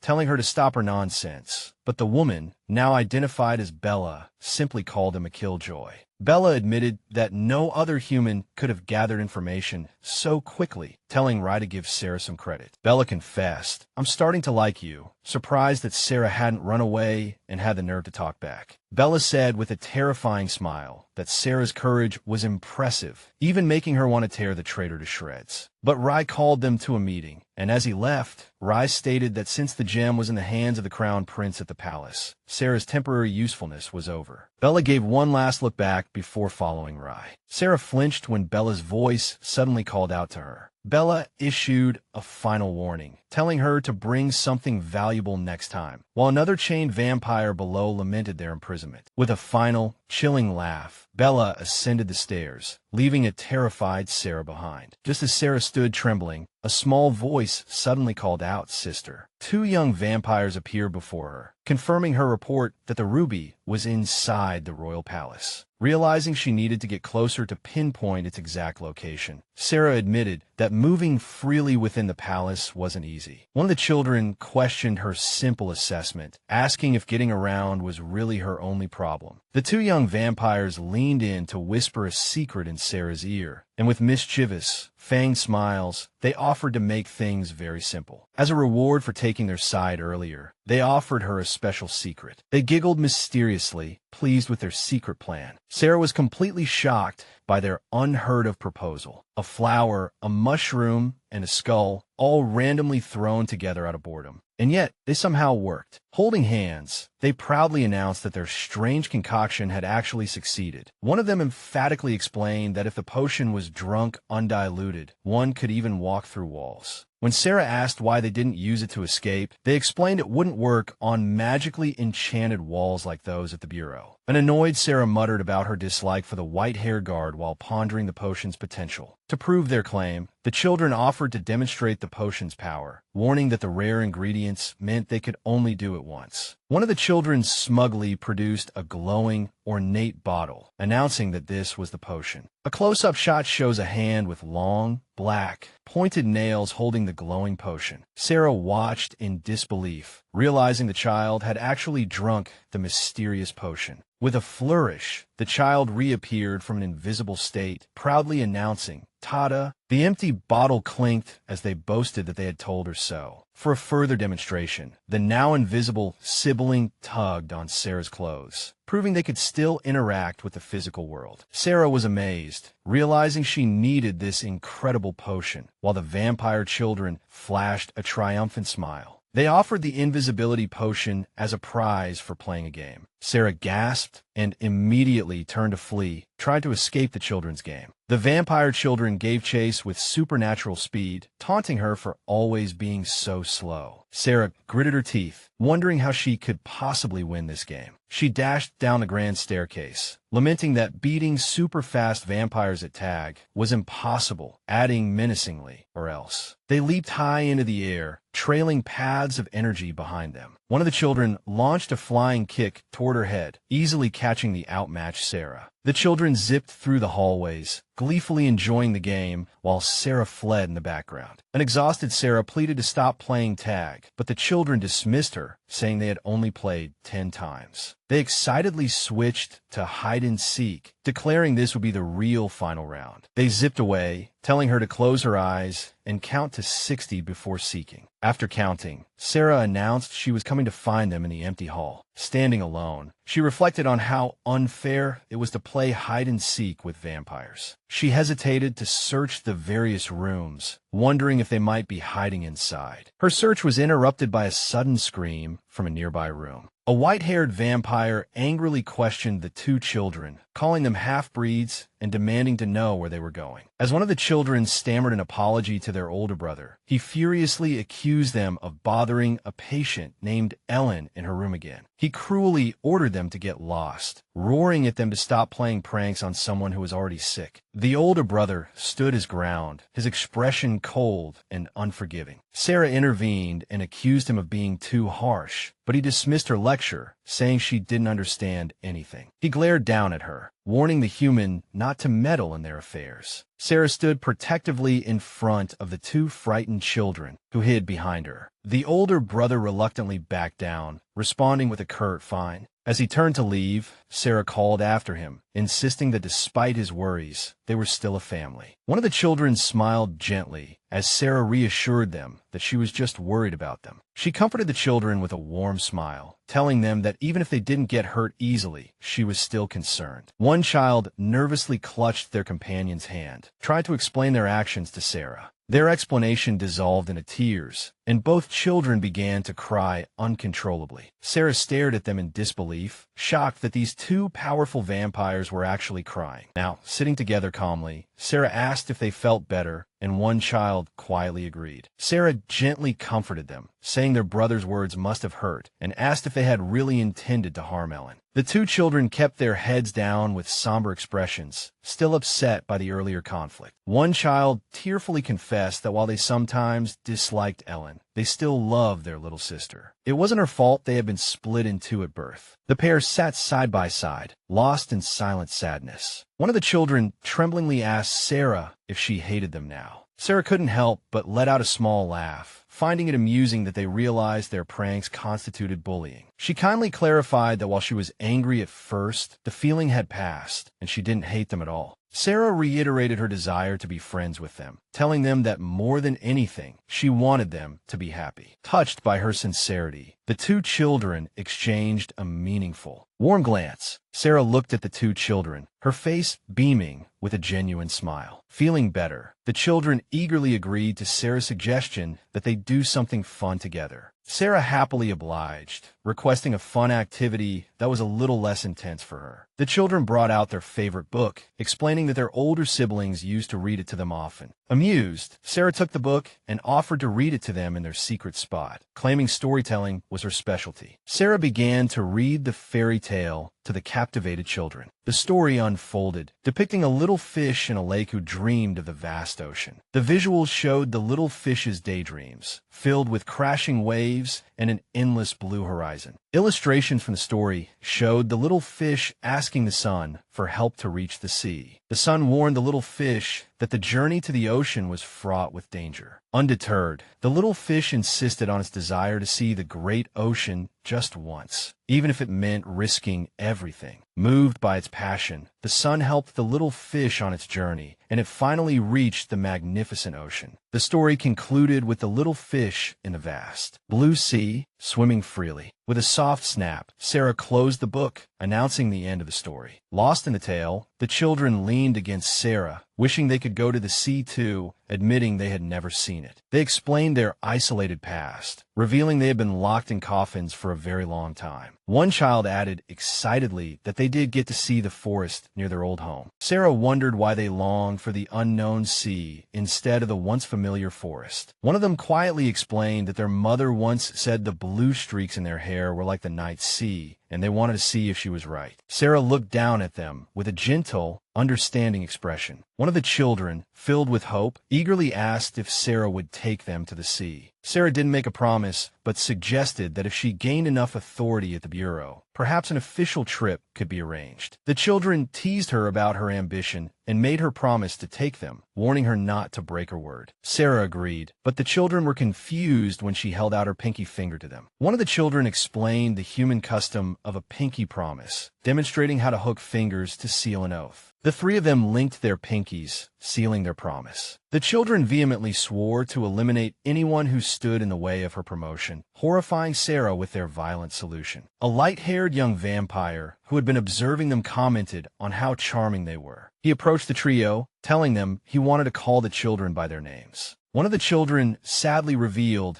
they didn't have names, as names were only for the strong, unlike their sister, Ellen. Sarah listened intently, a thoughtful expression on her face as she pondered what to do. Recalling a human fairy tale about brave twins called the Loving Brothers, Sarah had an idea. The children blushed but reluctantly agreed, saying they couldn't stop her if she wanted to call them that. Sarah officially gave them their names, calling the boy Noah and the girl Nia. Noah and Nia were ecstatic, bursting into laughter with fanged smiles that reached their ears. They pounced on Sarah in a hug, loudly expressing their love for their new names. As she watched with relief as Azura began to walk away, Nia loudly swore that they would also keep their promise to her. A small hand held up an ornate bottle containing the shimmering invisibility potion. The two mysterious children explained the potion's strict rules. It lasted for 20 minutes at most and would be nullified if any sound was made. One of the children handed over the potion as a farewell, and as she turned to leave, the children waved enthusiastically, calling out to Sarah and sister. Touched by their unexpected support, Sarah's expression hardened with renewed determination. Sarah gave a confident smile, confirming to an unseen Gerard that she was ready. The scene changes, revealing the towering manor that is their destination. As they walked, Gerard dragged his feet wearily, complaining that he just wanted to go home and sleep. A strange white-haired man suddenly appeared, telling Gerard there was one last thing to do. He turned to Sarah, telling her she needed to accompany him somewhere. With a smirk and a burst of blue energy, he revealed their destination, an audience with the prince. The man opened a glowing magical portal, explaining that the crown prince himself had summoned her elsewhere. The crown prince discussed the current political climate, asking if the nobles were behaving. An advisor reported that the nobles remained passive due to the strong influence of rival factions. The Crown Prince admonished his followers, warning them that any rash moves would draw his father's attention. The conversation shifted to an attendant's report of suspicious activity involving a shabby carriage and unusually tight security. A light-haired man questioned the scale of the operation, which the attendant suggested was small to avoid attracting attention. The Crown Prince overruled a direct investigation, instead ordering his subordinate to watch for secret dealings. At the upcoming banquet, he leaned back in his chair with a sneer, commenting that seizing the throne would be no easy feat. He then asked his attendant, Ruiner, for the report on Sarah Union, confirming his suspicions about her lineage. And the Holy Sword. An advisor named Carlos questioned Lord Claw's intense focus on Sarah, but Claw dismissed his short-sightedness. Claw revealed his strategy was to leverage public sentiment, which Carlos correctly interpreted as using popular support. He declared that Sarah and her Holy Sword would undoubtedly become a popular story among the commoners. The meeting was interrupted by Lord Claw's announcement of an important guest's arrival. Outside the grand doors, a hooded figure and an attendant who found the situation strange were waiting. Carlos wondered just who was meeting the prince that could put him in such a rare good mood. The hooded figure mysteriously hinted that Carlos would also be pleased with the meeting, much to his confusion. Suddenly, a red-haired woman grabbed Carlos, and a heated conflict erupted in the hall. She furiously questioned why Count Carlos was there, and he shot back loudly that he had ordered her to stay away from him. The attendant ignored the argument, calmly instructing the hooded figure to enter the room. As the guest passed, the red-haired woman muttered to herself, wondering if Lord Claw had really summoned Sarah Union. The hooded guest asked why she had been summoned, but the attendant replied that the prince's mind was hard to read. Lord Claw greeted Sarah, praising her for arriving on time. He told her to relax, but his casual demeanor only made her more nervous. His expression turned stern as he revealed he had never believed her story about seeing a spirit in the garden. Lord Claw leaned forward, demanding to know the real reason she had infiltrated the palace grounds. Sarah dropped her pretense, stating she was there for the vampire family's ruby, which he had acquired through Ron Steeler. She looked him in the eye and formally requested that he return the gem. Seeing his hesitation, Sarah pressed him to confirm if he did, in fact, have it. She stated her case, explaining that the gem was more than an heirloom. A child's survival depended on it. Lord Claw flatly refused her request, saying only that he hadn't stolen it for personal gain. He dismissed her concerns about a dying child, coldly warning her that vampires don't die so easily and that she was overstepping. With a look that tolerated no argument, he ordered her to give up on the ruby. Sarah cried out in angry disbelief, screaming that a life was at stake and questioning his priorities. Lord Claw sighed, declaring their discussion pointless, as there was nothing he could tell her under the current circumstances. He dismissed her, promising to summon her again later to discuss the details,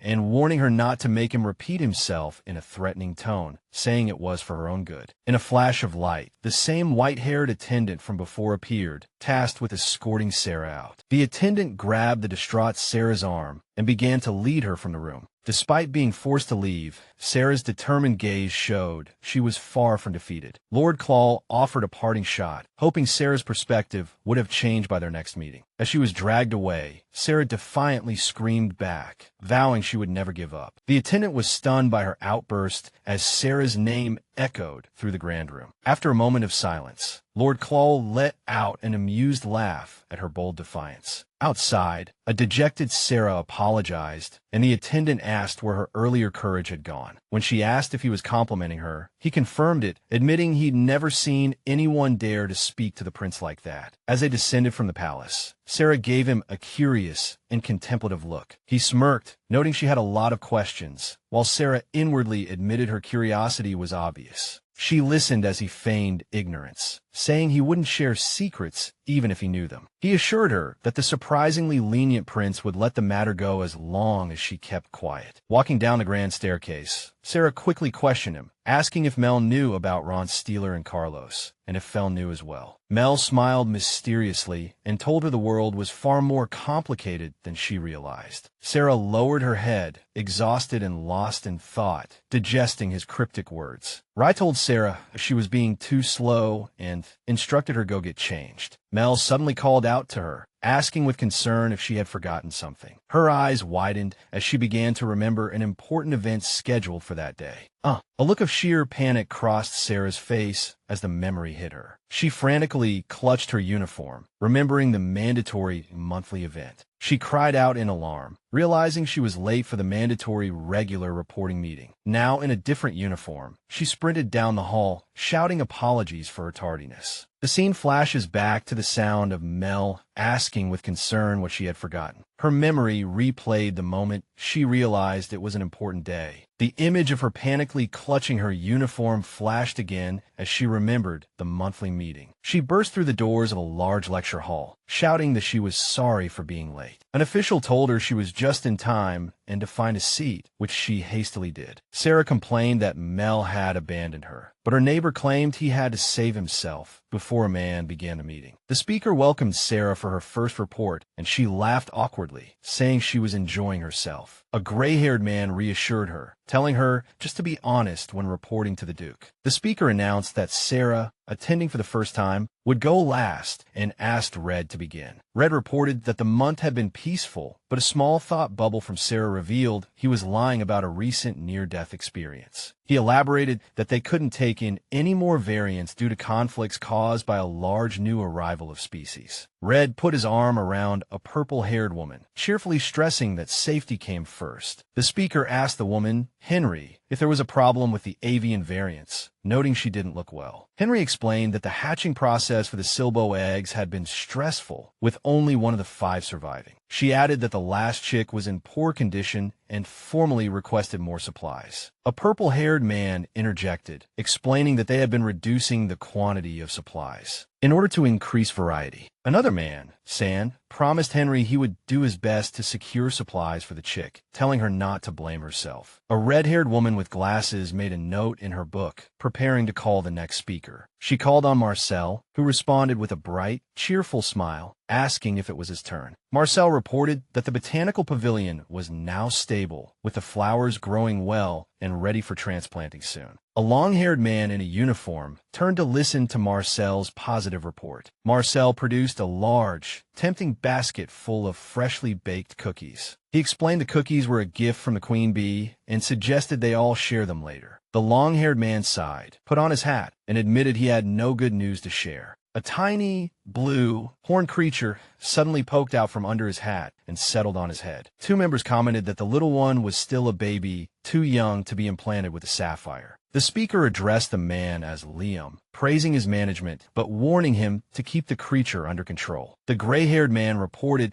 that the creatures were much calmer now with the playroom, but their escape remained a mystery. He explained that the mud pet's cage had been broken from the outside, indicating an inside job, but the remote location meant there were no witnesses. The woman with glasses pondered the mystery, wondering if a certain shadowy figure might be the culprit. The Duke asked Red the gatekeeper if he had noticed anything suspicious, which made him sweat nervously. Red anxiously reported that everything had been normal in the busy lecture hall. The white-haired man beside him chimed in firmly, stating there was nothing in particular. To Red's surprise, the Duke praised their work, but cautioned everyone to be extra vigilant due to recent events. When the Duke called on Miss Sarah, she flinched in her seat and responded with a squeak. Sarah began her report, admitting that while she was new and had been attacked and scolded, she was working hard. She explained that the vampires were wary due to their lost heirloom, but after requesting that San upgrade their blood packs, they had begun to open up. Sarah announced with a bright smile that she was really enjoying her work at the Administrative Bureau. She vowed to continue doing her best for everyone, as the Duke and the woman beside him listened intently. Outwardly, Sarah promised to work harder on the heirloom issue, but inwardly, she despaired at the seemingly impossible situation with the prince. The woman with glasses tapped her book, formally concluding the main reports for the day. The Duke thanked everyone for their hard work, and the meeting participants dispersed from the grand, vine-covered room. Remembering something important, Marcel brought out the basket of cookies and announced he had news. Passing the basket around, Marcel revealed the important news was about an upcoming trip to the north. He explained that the population of winter dryads was declining sharply as they struggled to adapt away from their native habitat. The solution, he said, lay with snow spirits known as gliders, who lived in the eternal snow and could help the Dryads. The woman with glasses warned that the destination was Duke Norbert's territory, so they were classifying it as a supply run to avoid political issues. She then assigned the mission to Gerard, Sarah, and Marcel, with Gerard leading the team. Sarah and Marcel both shrieked in surprise at the announcement, while the woman nervously insisted there were good reasons. She explained that Sarah's ability to see spirits would make it easier for her to find the eternal snow. She then told Marcel that seeing the plant-type variants firsthand would be helpful for him and asked if he was willing to go. Gerard eagerly accepted the mission with a powerful yeah, comically startling Sarah and Marcel. With the woman finalizing the decision, the Duke formally assigned the trip to the trio and dismissed everyone for refreshments. As Sarah headed for the door, a voice called out to her. A giant, spider-like arachnid creature appeared, asking Sarah for a favor on her upcoming trip to the north. Arachne explained that a vampire named Bella had been complaining about her clothes, revealing that she had designed a vampire's line of attire. Sarah's naive comment that the fabrics all looked the same horrified Arachne, who lectured Sarah on her fashion ignorance and promised to write down a list of what she needed. Arachne thanked Sarah, who readily agreed to help. Sarah asked if Arachne knew what Bella liked, hoping to get her a gift, which shocked Arachne. Arachne explained that Bella was a trendsetter with a surprising interest in human fashion, even designing the twins' outfits, and suggested bringing back an accessory from the north. Arachne had inspired a brilliant gift idea in Sarah. Sarah worried if her taste was good enough, while Arachne's comically pained expression suggested it was a debatable point. After thanking Arachne for the advice, Sarah ran off on her errand, and the arachnid wished her a safe trip. Sarah prepared for the trip, surrounded by supplies, with two men inspecting fabric in the background. The scene transitions to a vast and beautiful snow-covered mountain range. In the carriage, a freezing Sarah shivered, wondering how much farther they had to go. Marcel turned from his seat, smiling warmly at her from under his winter hood and goggles. To pass the time, Sarah asked how he had joined the bureau, and he cheerfully agreed to tell her. Marcel revealed he had been tricked into taking the job, leaving Sarah completely stunned. He recounted how he had opened a small flower shop outside the city walls after the fall of his father's employer's family. An employment agency then approached him, offering an excellent position as a gardener. However, he recalled the agency being a rather peculiar and intimidating place. He tells a shocked Sarah that the contract included some unusual clauses, including the death penalty for breaking the confidentiality agreement. The high salary was too tempting to refuse, and he didn't know he was working for the administrative bureau until after he started. Sarah asks if the recruiter had a beard, and a surprised Marcel confirms it. She quickly describes a short, stout, brown-haired man from a recruitment agency near the Outer Wall Market. Realizing they were recruited by the same person, Sarah and Marcel point at each other and exclaim in unison. A flashback shows a bearded man gleefully counting a bag of coins. Marcel admits he feels bad for Liam, and when Sarah asks why, he looks away with a slight smile. He explains that he recommended the job to Liam, an old friend who needed money to revive his fallen family. A man wearing goggles smiles, saying his job is dangerous but fun, though he's not sure if Liam feels the same. A red-haired woman listens to him with a blank expression. A white-haired man announces they are near their destination and must now proceed on foot. The group disembarks from a carriage and enters a vast, icy wasteland. Looking around at the snowy mountains, a voice mentions that according to Sedgwick's map, they are in the right place. The man with goggles suggests they go deep into the remote forest to find the elves, and the woman agrees. The three companions travel in a single file through the deep snow and silent forest. They discover clusters of beautiful, glowing crystal berries growing in the snow. The man with goggles excitedly offers the winter berries to Sarah, who is happy to try them. Both Sarah and the man with goggles find the berries delicious, and he is pleased that his judgment was correct. When the white-haired man refuses the berries, his companion reveals to Sarah that his name is Gerard and that he is carnivorous. Gerard observes the setting sun and warns that the presence of winter berries means they have entered the territory of the Yeti. The man with goggles explains that the Yeti feed on these berries and become extremely ferocious after dark. Sarah nervously hopes they don't encounter them, just as a tiny blue sprite flies past. The man with goggles excitedly points at the slither, urging Sarah to help him catch it. The small, glowing slither appears unusually anxious and frightened. Realizing the sprite has sensed danger, Sarah stops abruptly.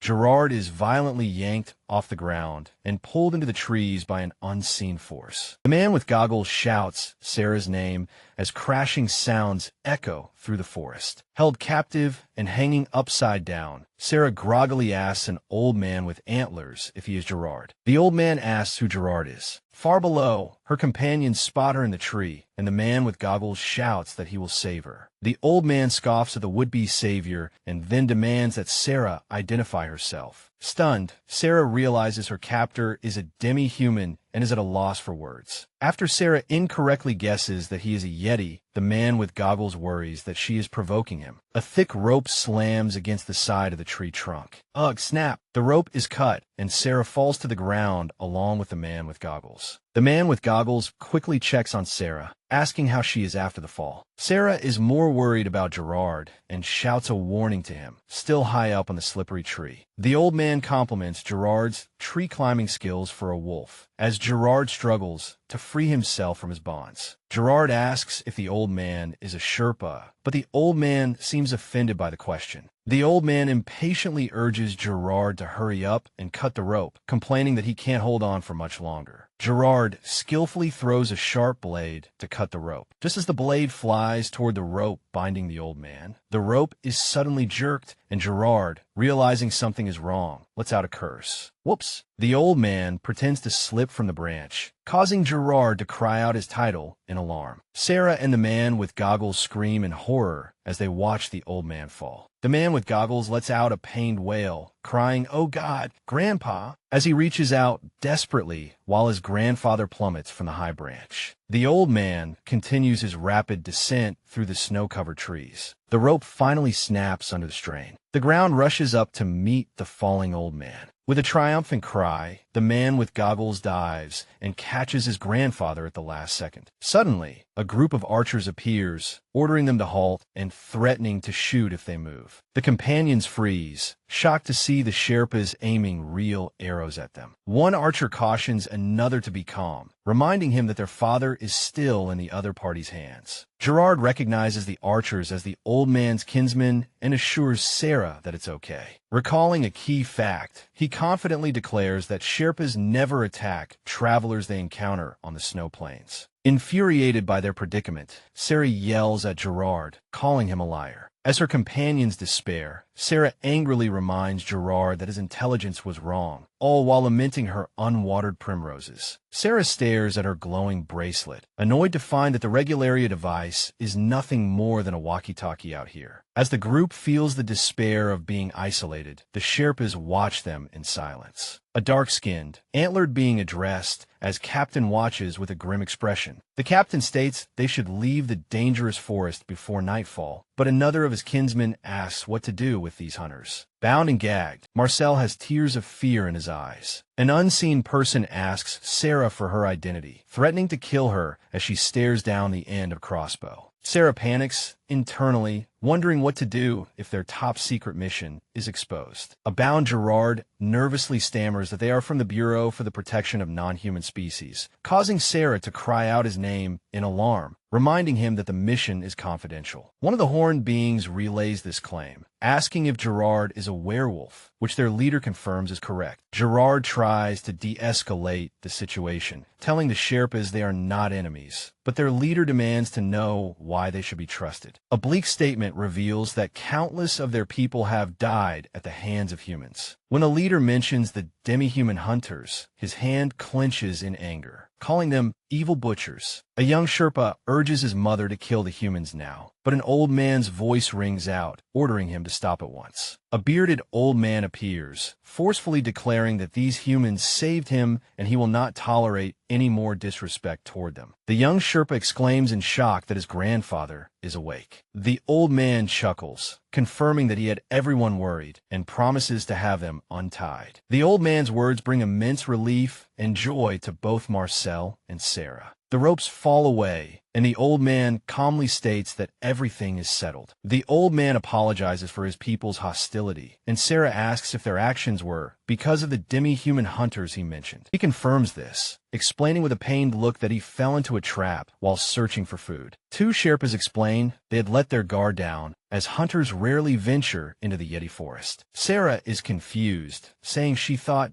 demi-human hunting was forbidden, but the Sherpas reply that they know little of human affairs. Against a bloody backdrop, one of them states that since humans began hunting them, they have never stopped being targets. A shocked Sarah can't believe it, but Gerard confirms the Sherpa's words are true. Gerard explains that the hunters operate in secret, which is exactly why the Bureau was founded, to protect demi-humans. Sarah admits her naivety, having thought their territories were simply separated. This earns a chuckle from the old man, as his people tend to their giant, reindeer-like creatures. The old man explains that even they, in the north, cannot hide from the hunters. Marcel asks if he is referring to the trade route humans call the Prussian Road, the path connecting Armonia and Breda. The old man confirms the imperial trade route extends to Duke Norbert's northern territories, stating grimly that this is where the tragedy began. The captain elaborates that the hunters disguised themselves as merchants, moving quickly along the wide, open roads. The old man thanks the trio, revealing that if they hadn't found the slither, he would have been taken by the hunters by dawn. Sarah asks what brought the Sherpas to this area, which makes their leader realize they haven't introduced themselves. Pointing to the insignia on her coat, Sarah reiterates that they are from the Bureau for the Protection of Non-Human Species. Sarah explains they are on a mission to find the perennial snow, and the old man playfully comments that they found a perennial old man instead. The captain smiles gently and offers to help, as the nomadic Sherpas are very familiar with the northern regions. Sarah and Marcel are ecstatic at the offer, expressing immense gratitude for the Sherpas' help. The captain urges them to hurry, as the forest becomes dangerous after nightfall, and it is almost the Yeti's feeding time. The old man dismisses the danger, claiming he knows a special Yeti greeting, but the captain complains that he's spouting nonsense again. The old man insists the greeting can pacify even the fiercest Yeti, and a curious Sarah eagerly asks him to demonstrate. He begins the greeting by carefully piling a handful of fresh snow on top of Sarah's hooded head. After placing a few berries on top, he proudly declares the Yeti greeting complete, leaving Sarah utterly dumbfounded. The captain sternly interrupts, saying this is no time for games, and they must leave the forest immediately. Suddenly, a scout rushes toward them shouting that something is wrong, and the captain demands to know what happened. The scout panically announces that the hunters are approaching, shocking everyone present. The captain argues that it's impossible for the hunters to be active at night, but is urged to act, ordering everyone to mount the reindeer. The old man quickly helps Marcel climb onto one of the giant antler creatures. Sarah tells Gerard to hurry, but he tells her he's faster in his wolf form. Transforming, Gerard begins to run. As he moves through the snow, he senses more hunters than expected, and something far more sinister. He realizes there is something even more alarming, as a dark, powerful energy begins to swirl around his wolf form. The ominous energy swirls violently as the transformation intensifies. As a giant wolf, Gerard tells the others to flee and that he will hold the rear. The captain urgently orders everyone to move out, fleeing through the forest. The group gallops desperately through the dark woods, pushing themselves to go faster. A scout's desperate warning echoes through the dark forest. The hunters are here, fleeing through the snowy night. The group is running for their lives. They race through the vast, moonlit forest as dawn breaks on the horizon. A panicked Sarah realizes their strategy was flawed, as both she and the Sherpas believe the Yetis would keep the hunters out at night. The captain runs with a grim expression, wondering why their assumption was so wrong. A strong sense of foreboding grips one of the fugitives. Suddenly, a brilliant blue light erupts from a massive, unseen source. They realize with terror that there is another, greater threat they hadn't accounted for. A massive force knocks them all to the ground, leaving them dazed and defeated. Sarah gets to her feet with a fierce look, brandishing her dagger to fight back. And with a scream, she launches an all-out attack, leaping toward a giant, monstrous blue creature. The creature's immense size inspires a fear greater than anything they have faced before. Bam! A powerful shockwave tears through the air, ending the initial confrontation. The survivors are thrown across the snow, surrounded by fallen Sherpas, and wonder what just happened. Sarah slowly comes to, wondering if she lost consciousness in the chaos. A man, the leader of the hunters, gloats over the defeated Sherpas, impressed by the power of the young Yeti that defeated them. Crack! The massive white Yeti roars in fury, its power sending 2 hunters flying. As the hunters struggle to restrain their prize, Sarah realizes with horror that they have captured a live Yeti. The massive beast struggles in its heavy chains while the hunter leader laughs maniacally, ordering his men to subdue it. The leader cautions a subordinate against being reckless, explaining that this is a test to see if humans can truly control a Yeti. He reveals they have kept the beast blindfolded for a month to increase its ferocity, intending to send it to a high-class establishment. The leader sneers, ordering a gag for the Yeti to prevent it from summoning its kin. A subordinate asks what to do with the unconscious Sherpas, then spots Sarah, alerting his boss that there is one more person. The leader scoffs at the presence of another human as Sarah struggles to her feet. Gerard, in his wolf form, finds his fallen teammate and asks what happened, but Sarah urgently warns him of the danger. The hunter leader's eyes light up at the sight of Gerard, and he shouts ecstatically that his luck has turned. He gloats over finding a rare werewolf, declaring that a fortune has just walked right up to them. Sarah screams that the hunters are insane, while Gerard finally understands that the ominous presence he sensed was the captured Yeti. The hunter leader smugly tells his subordinates he's in a good mood and will mercifully spare their lives. His face twists into a cruel grin as he adds that they'll still fetch a good price, even missing a leg. He orders his men to capture them alive, and the hunters charge with manic laughter. The awakened Sherpa warriors rise to their feet, bracing for a fight and vowing not to back down. The leader orders his forces to capture them alive, but not to damage the merchandise, as a volley of arrows takes down one of the combatants. Gerard roars for Sarah and Marcel to run, but she defiantly yells back that she can't abandon him. Gerard's eyes burn with furious, fiery energy as he prepares to unleash his full power. As he is attacked, Sarah screams that the hunters will kill him without hesitation. Gerard, with a look of desperation, issues a final command for her to run. Staring at her fallen allies, Sarah questions how she could possibly abandon them and flee. Marcel shouts her name, snapping her out of her despairing thoughts. He insists they have no chance of winning and will only be a burden in the fight. Marcel reminds her they are completely outmatched, pointing out that the hunters also have the captured Yeti under their control. He urges her to follow Gerard's plan to escape and report the situation to the Bureau. Sarah clutches her dagger, a wild, determined smile on her face as an idea forms. Muttering to herself, Sarah admits she's not good with weapons and that Gerard would be furious, but she is certain her plan will work. She forces herself to focus, recalling a lesson her grandmother taught her. Her grandmother's wisdom echoes in her mind, reminding her that even a desperate last resort has a deeper meaning. A memory surfaces. A younger version of herself stands in front, her long-haired grandmother watching alertly from behind. Her grandmother's voice urges her to trust herself and see the unseen. Her resolve hardened, Sarah turns to a bewildered Marcel, who is now holding a spiked mace. Sarah asks if charging the Yeti is too crazy, and Marcel's horrified expression says it absolutely is. Marcel cries out in disbelief as a trembling but determined Sarah prepares to charge the Yeti. Panicked, Marcel calls it a suicide mission, but Sarah nervously insists she has a brilliant idea. Putting his faith in her, Marcel gives the order, and a determined Sarah turns to face her target. Marcel vows to create a diversion, urging Sarah to use the opening to execute her plan. He charges toward the hunters with a yell, creating a distraction as Sarah rushes toward the Yeti. The hunter leader shouts in surprise as Sarah runs, ordering his men to stop her. Marcel yells in frustration as Sarah calls his name, realizing his path is blocked. A hunter taunts Marcel, shattering his mace with a single blow and leaving him unarmed. The hunter throws a heavy punch, but a look of surprise suddenly crosses his face. Despite the blow, Marcel desperately clings to the hunter's arm, refusing to let him pass. With grim determination, Marcel throws himself at the hunter, screaming that he won't let go. A swirling vortex of light erupts, trapping the hunters as Marcel declares he will not back down. Realizing Marcel has created the opening she needed, Sarah shouts her thanks and refocuses on her goal. Stealing her resolve, Sarah leaps into the air, dagger at the ready, telling herself to hold steady. Her thoughts turn to Marcel, who is desperately holding back the hunters, a determined look on his face, then to the image of Gerard. He was taking heavy blows fighting for them. She remembers the Sherpas fighting valiantly, their arrows flying true against overwhelming odds. Inspired by their sacrifice, she pushes forward, knowing they fought to the death to give her this one chance. Her eyes gleam with power as she channels energy into her dagger, preparing for the final strike. A blast of energy repels the intercepting hunters, and a confident smirk appears on Sarah's face. The hunter leader, furious at his men's failure, desperately calls for the Yeti to be released. The old Sherpa takes aim with his bow, muttering confidently that they won't succeed. The old man's voice rings out, playfully calling Sarah a little rascal and urging her to run faster. Sarah expertly slides across the snow, ducking under the Yeti's massive, chained leg. The old man tells her that if this is the best she can do for now, then she should follow her instincts. She takes aim, her glowing dagger pointed at the heavy lock binding the Yeti. As the massive Yeti looks down at the chaos, the old man seems to understand her intent. He decides to trust her plan, resolving to follow her lead if it's the only option they have left. She focuses intently on the thick chains binding the beast's massive limbs. A wild, determined smile appears on her face as she swings her energy-infused dagger, screaming for it to be free. She brings the blade down on the Yeti's restraints, and with a sharp crack, her dagger shatters the heavy gag binding the enraged beast. The hunter leader and his subordinate watch in horror, screaming as her plan succeeds. Sarah lands gracefully, looking up at the massive Yeti, its mouth now free from its bonds. A triumphant smile lights up her face as she confidently declares her mission a success. The freed Yeti lets out a low, guttural sound, which then erupts into an earth-shattering roar that shakes the entire forest. The force of the roar sends everyone flying, scattering hunters and allies across the snow. Two bloodied Sherpa warriors look up at the night sky, having survived the initial blast. Now free of its bonds, the massive Yeti towers over the battlefield, a terrifying and unpredictable force. One hunter demands to know what just happened, while the leader stares at the unfolding disaster with murderous rage. As Gerard and the captain watch in confusion, an unseen voice calls out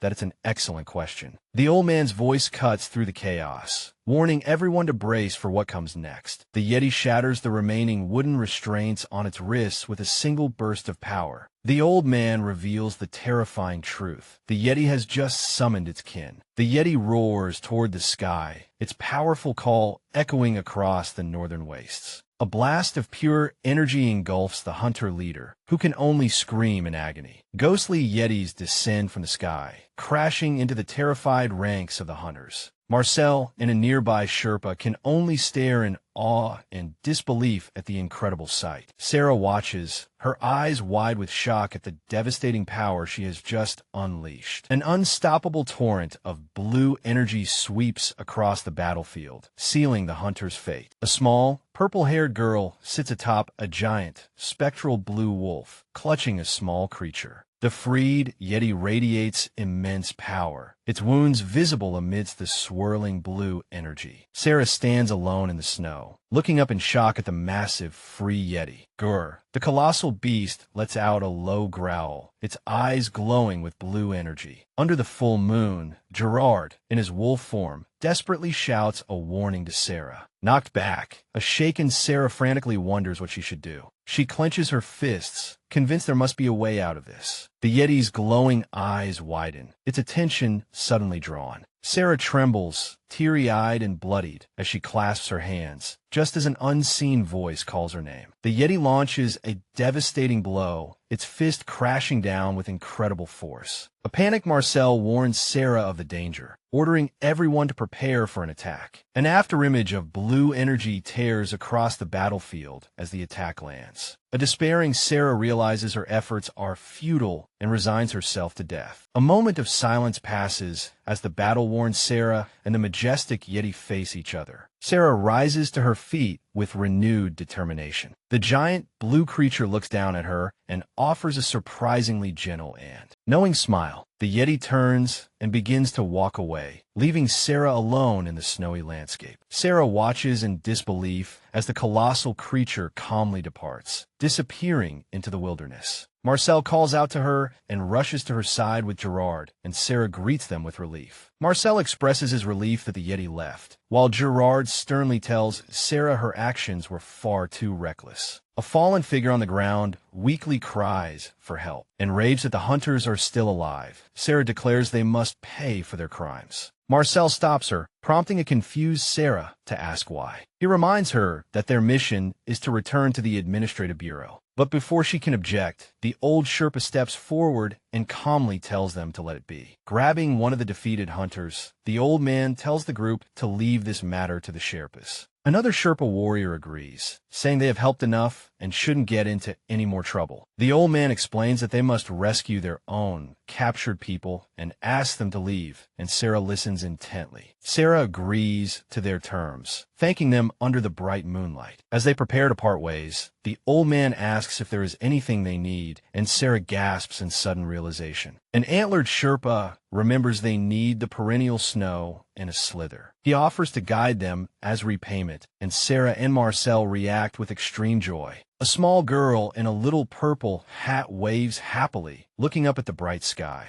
An unseen voice comments that their destination is farther than they thought. As the group travels with the Sherpas, Sarah expresses her relief at getting a sapling in the snow, while Marcel marvels at the favor. The old man explains that it's only natural to help those who protect other species, especially when their own lands are shrinking. He admits he had only heard rumors about the Administrative Bureau before and was hesitant to trust them. Hey, now that he's met them, the old man says he feels he can trust them, which brings a smile to the faces of Sarah, Marcel, and Gerard. Marcel looks around with a contemplative expression, noticing the scarred and broken trees everywhere. The old man points to a scarred trunk, explaining the marks were left by creatures struggling in poachers' traps. Seeing Sarah's sad expression, he reassures her not to worry, stating that the trees are tougher than they look. He goes on to explain that this forest, having survived countless wars, will surely overcome this damage, especially since it can probably feel her wish to heal it. Sarah asks if her wish can really make a difference, and the old man confidently replies that it can. Her eyes widen in surprise at his certainty. The old man explains that a person's earnest wish holds great power, capable of filling one with hope or driving one to despair. Snowflakes fall gently on the silent, snow-laden branches. Sarah clarifies to Marcel that the earnest wish was not hers. It was her grandmother's. She begins to tell her story, recalling how she lived with just her grandmother when she was very young and once fell so ill that she lost consciousness. She thought she was going to die and vaguely heard her grandmother's desperate prayers. In a flashback, a young, feverish Sarah lies in bed as her grandmother prays to the heavens to spare her, promising to pay any price in return. Sarah joyfully recounts how she woke up completely recovered, and the old man comments that her grandmother must have been wishing with all her heart. Marcel asks if she lived with her grandmother her whole childhood, but Sarah seems surprised he doesn't already know. She explains she thought everyone knew, leaving Marcel and Gerard to exchange a confused glance. What? Marcel lets out a scream of utter shock at the realization. Gerard panics, realizing Sarah's grandmother is the famous war hero, but Sarah shushes him before the Sherpas can hear. The little girl connects Sarah's fighting skills to her lineage, but Sarah shyly denies she was fighting. Marcel realizes her last name is Union and that Gerard knew all along, while Sarah confirms that her grandmother is currently missing. Marcel and Gerard were ecstatic, marveling at the idea that Sarah was taught swordsmanship by the legendary Ramayan Union herself. Sarah comically clarified that her grandmother only taught her how to chop firewood and fetch water. Marcel, still deeply impressed, commented that she must have been quite something even at a young age. Sarah admitted she used to dream of becoming a knight, but for some reason, her grandmother never seemed enthusiastic about the idea. Though she knew it wouldn't be easy, she expressed her determination to try now. Gerard, who had been listening intently, offered to teach her the basics of sword fighting, leaving Sarah and Marcel completely stunned. He smiled and explained that he had lived for a very long time. As Sarah and Marcel expressed their surprise, the elder rushed ahead, shouting for the brats to keep up before the perennial snow melted. Sarah, her face beaming with joy, happily called out that she was coming. A memory flashed, showing a beautifully cut, blue-glowing crystal and a fruit hanging from a branch. A pair of hands gently plucked the brilliant crystal and the fruit. The elder explained that he brought berries for the Sordias who were happily guiding them. The group entered a breathtaking, vibrant valley filled with glaciers and glowing plants. An unseen voice explained that it was because of the valley's unique natural environment that many elves and weaker species could thrive there. Marcel expressed his excitement upon finding rare fringe grass and silcapra in the valley. As Marcel happily gathered the perennial snow, the Ant King Serpa insisted that his people were the ones in debt. Sarah admitted she had feared the worst during the Yeti attack and asked if the greeting he taught her actually worked. Serpa began to explain that the Yeti likely helped her for another reason. He revealed that they could sense the blue jewel's energy emanating from her. Serpa further clarified that the indiscriminate Yetis showed favor because they sensed her blue jewel just as he did. He wondered how a human could possess such a jewel, prompting Sarah to look down at her wrist in realization. She showed the glowing blue jewel embedded in the bracelet on her arm. She explained that the bracelet was just standard equipment from the Administrative Bureau. The elder and another Serpa both marveled at the mysterious and powerful energy emanating from the object. Sarah stretched triumphantly, thankful that they had caught the poachers and secured the snow. Marcel excitedly called out to Sarah, eager to show her something. He proudly presented a snow sculpture of a wolf-like creature with antlers, jokingly calling it Sarah Diameter. Just as Marcel was laughing at his creation, a snowball suddenly hit him in the face. A Serpa watched the scene, lamenting what had become of their dear Serdia. He watched with a warm, knowing smile. An angry Marcel yelled at Sarah, who scolded him for playing with the precious perennial snow. He then threw a retaliatory snowball at Serpa. Serpa easily slapped the snowball away, mocking Marcel's pathetic throw. Under the elder's watchful eye, Serpa looked down at the stunned Marcel with a playful expression. Serpa taunted Sarah, who gave chase while joking that everyone makes mistakes. As they ran, the elder remarked that youth is wonderful and that this is how peace should be. The elder told the horned Serpa that his senses had sharpened enough to lead his own people. The elder mused that he wasn't mistaken, that Sarah was no ordinary girl, and that his own grandson had yet to sense it. The snowball fight continued as the elder explained their belief. Kindness given will eventually be returned. The young Serpa asked if he meant the kindness they had shown would come back to them. Sarah paused her play, smiling warmly as she soaked in the peaceful moment. Elsewhere, a woman of striking beauty gazed into a snow globe, Sarah's small thought bubble appearing beside her. The woman mused as she walked that she needed to figure out the invisibility potion recipe from Twindle, knowing she might only get one chance. A red-haired man turned with a faint smile, catching his companion's attention. As he suggested it might be better to have more people around, she looked down at the bundle in her arms. As the group descended a staircase by the water, a red-haired woman asked a worried-looking Henry, "What's wrong?" Henry hesitated, deep sorrow etched on her face. The red-haired woman mentioned Silbo from the last time they met, which Henry quietly confirmed. She remembered looking out at the man by the water. She recalled the mother's cries of painful grief. She confided in her companion that it never got easier, but he reassured her that she did well. On the docks, She explained the cremation ceremony they held for the birds, sadly noting that this one never learned to fly. As her thoughts drifted, the water's surface rippled gently. Henry wondered aloud if she was to blame, but the man immediately refuted it, insisting she did her best.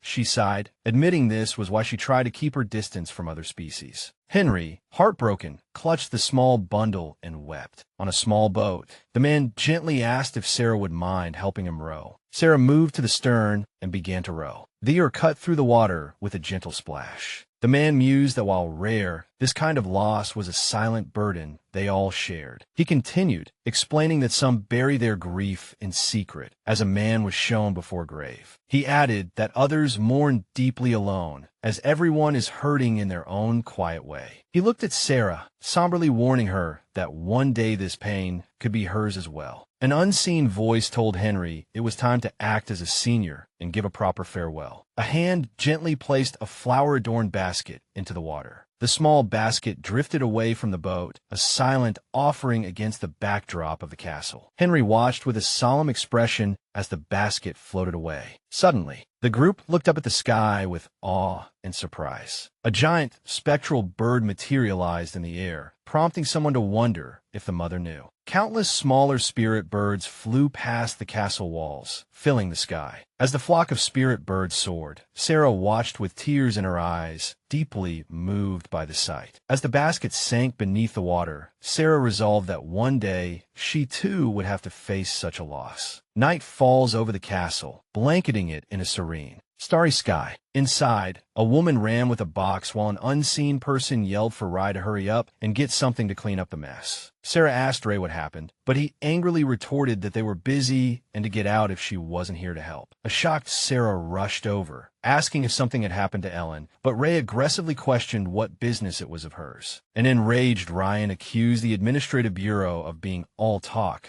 claiming they never truly cared about Ellen and did nothing as she lay dying. A glimpse of a bloody scene underscored the desperation as someone questioned how much longer she could hold on. A woman in black scolded Rai for yelling at someone who wanted to help, but he just screamed back in frustration. Sarah's expression shifted from shock to firm resolve. Taking charge, Sarah grabbed towels from the box and announced she was going to the supply room for anything else that might help. What? Rai watched her, surprised by her sudden action. Without another word, Sarah broke into a full sprint. As she dashed down the stairs, Rai called after her, stunned by her decisiveness. Her footsteps pounded on the steps, racing against time. Rushing down the stairs, she suddenly stumbled with a cry and was caught by a man with long white hair. He coldly told her to get out of the way, stating that every second was crucial, but Sarah glared back, declaring she had something to say to him too. Her eyes were filled with unshakable determination as she prepared to speak. His eyes widened in shock at her words, and he froze on the stairs as she lay on the floor below. He looked down with a cold, intense gaze. The scene shifted to him sitting alone in a grand, dimly lit room. He noticed Sarah's arrival as she entered and was surprised it was just the two of them, having expected others to be curious. He took a step forward, saying ominously that it would be a shame if they were to accidentally kill their last hope. He loomed over her, casting a shadow as she remained on the floor. Before continuing, the white-haired man asked Sarah why she had changed her mind and agreed to his plan. In the dim room, Sarah, still on the floor, looked up at him, standing over her. Sarah explained that the palace was too big to search alone and that with too many prying eyes, she couldn't bring Rai out. As he listened intently, she admitted that while the risk was enormous, she felt she had no other choice. She concluded that with the crown prince refusing to budge and Ellen running out of time, this was the fastest way. He crossed his arms, contemplating her words, while Sarah internally regretted not telling Gerard first. The man privately hoped the plan would work, knowing every second was critical and that he would deal with the consequences later. His expression hardened with grim determination. He led Sarah down a long, ornate corridor to a set of large doors. He announced that this was it, to Sarah's amazement. She looked around, confused by the unexpected setting. He dismissed the rumor about having to bite the neck, explaining that any artery would suffice. Sarah sat on a plush sofa, removed her jacket, and readied her arm. He knelt before her, took her hand, and announced they were starting. Holding her wrist, he warned that he wasn't sure if this would work and that it would feel cold before it became intensely hot. Ugh! A sharp pain suddenly shot through Sarah's arm. He bit down with intense focus, his fangs piercing her skin. He released her arm and asked how she felt, but a dazed Sarah could only manage a faint sound. Sarah initially thought it wasn't so bad, but her face immediately contorted as she let out a pained scream. A sinister red aura erupted around her as she recoiled in shock, demanding to know what was happening. She thrashed on the floor, screaming, overwhelmed by a pain she never could have imagined. Her mind was flooded with conflicting sensations, feeling as if she were frozen solid and being burned alive in agonizing torment. She clutched the sofa, weakly crying out a name, Kylie. Sarah glared upward through the agony, her eyes filled with a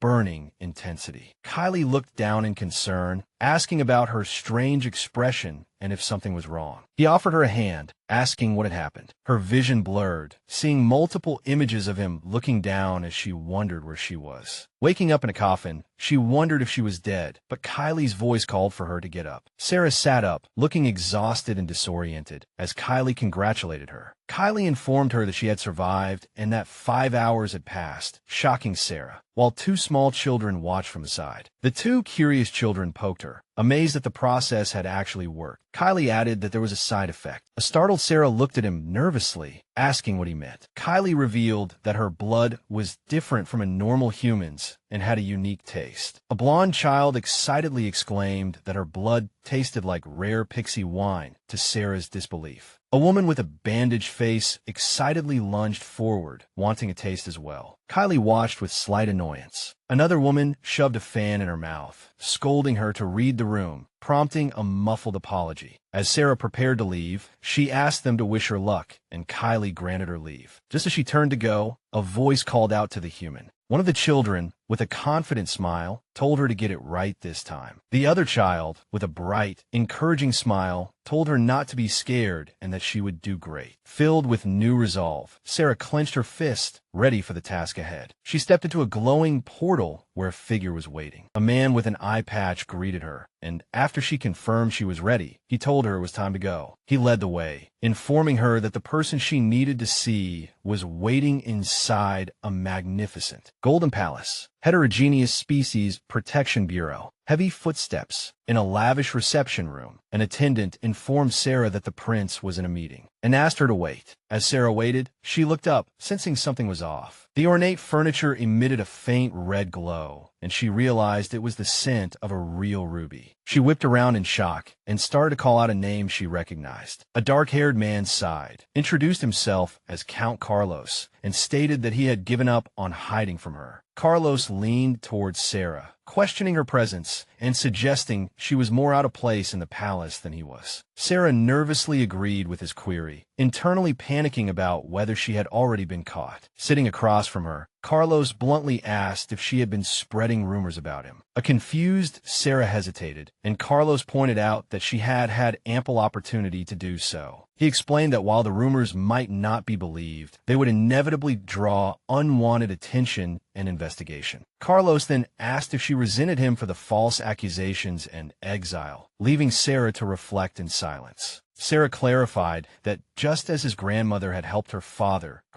was also her benefactor. She declared her intention to keep her promise, refusing to seek revenge by exploiting someone's weakness. Carlos then shifted to ask if her ambition to become a knight was still genuine. Sarah admitted she initially wanted to be a knight to protect someone, but had since learned there were many ways to do that. He listened with calm focus as she spoke. She concluded that what she truly wanted was the power to protect what's important, which elicited a thoughtful look from Carlos. He closed his eyes, acknowledging her words with a faint smile. Hearing his understanding, Sarah broke into a bright, relieved smile. Carlos stood, relaying that the prince had been delayed and asked her to wait a little longer, which she accepted. As he took his leave, he smiled and promised that next time he would treat her as a member of Duke Eisen's household. Carlos departed, leaving Sarah alone in the lavish waiting room. Realizing she had time alone, a mischievous smile played on Sarah's face. She quickly uncorked a small vial of potion and drank it down.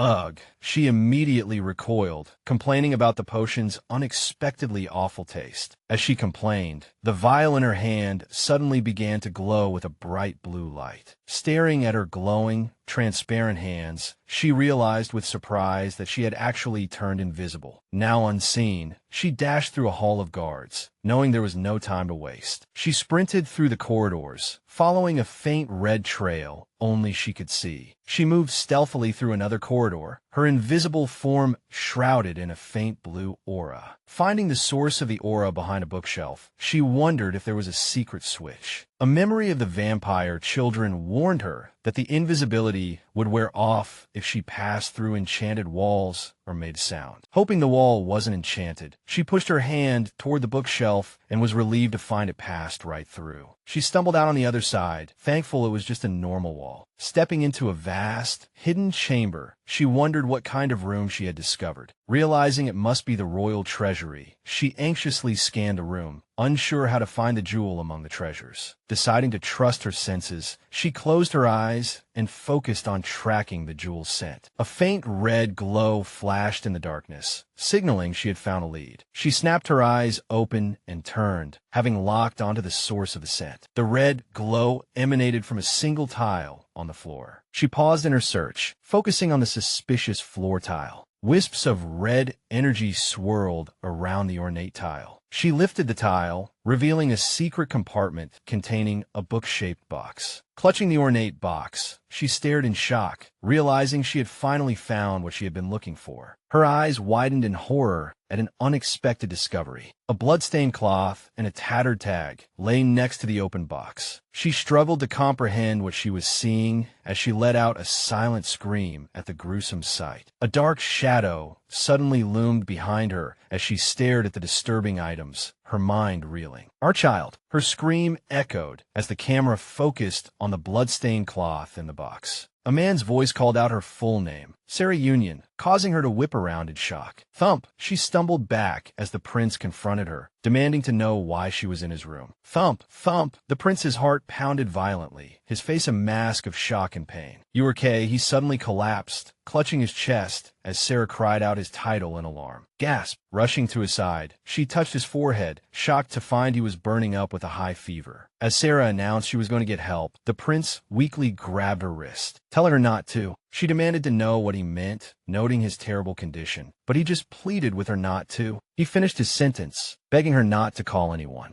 leaving Sarah stunned. Confused, she wondered why he was refusing help even after collapsing. A memory surfaced of people at a table discussing rumors about the prince being sick and going mad. In the flashback, one person called it a huge rumor, while another dismissed it as mere chronic insomnia. The prince's inner monologue lamented that a certain meddler would get him in trouble one day. Back in the present, the prince sat up, looking exhausted and annoyed. A person in a hooded robe appeared, and the prince questioned their presence, noting he had collapsed in his private vault. Now in bed, he demanded the hooded figure explain why Sarah was there. The person began to say they were looking for him at the time. The hooded figure explained that they had stumbled upon Sarah carrying him through the vast palace. They recalled how Sarah was wandering around lost, amazed she wasn't caught, all while demanding to know where his room was. The hooded figure recounted how they had tried to take the prince from Sarah, but she resisted. A brief flashback showed the hooded figure's perspective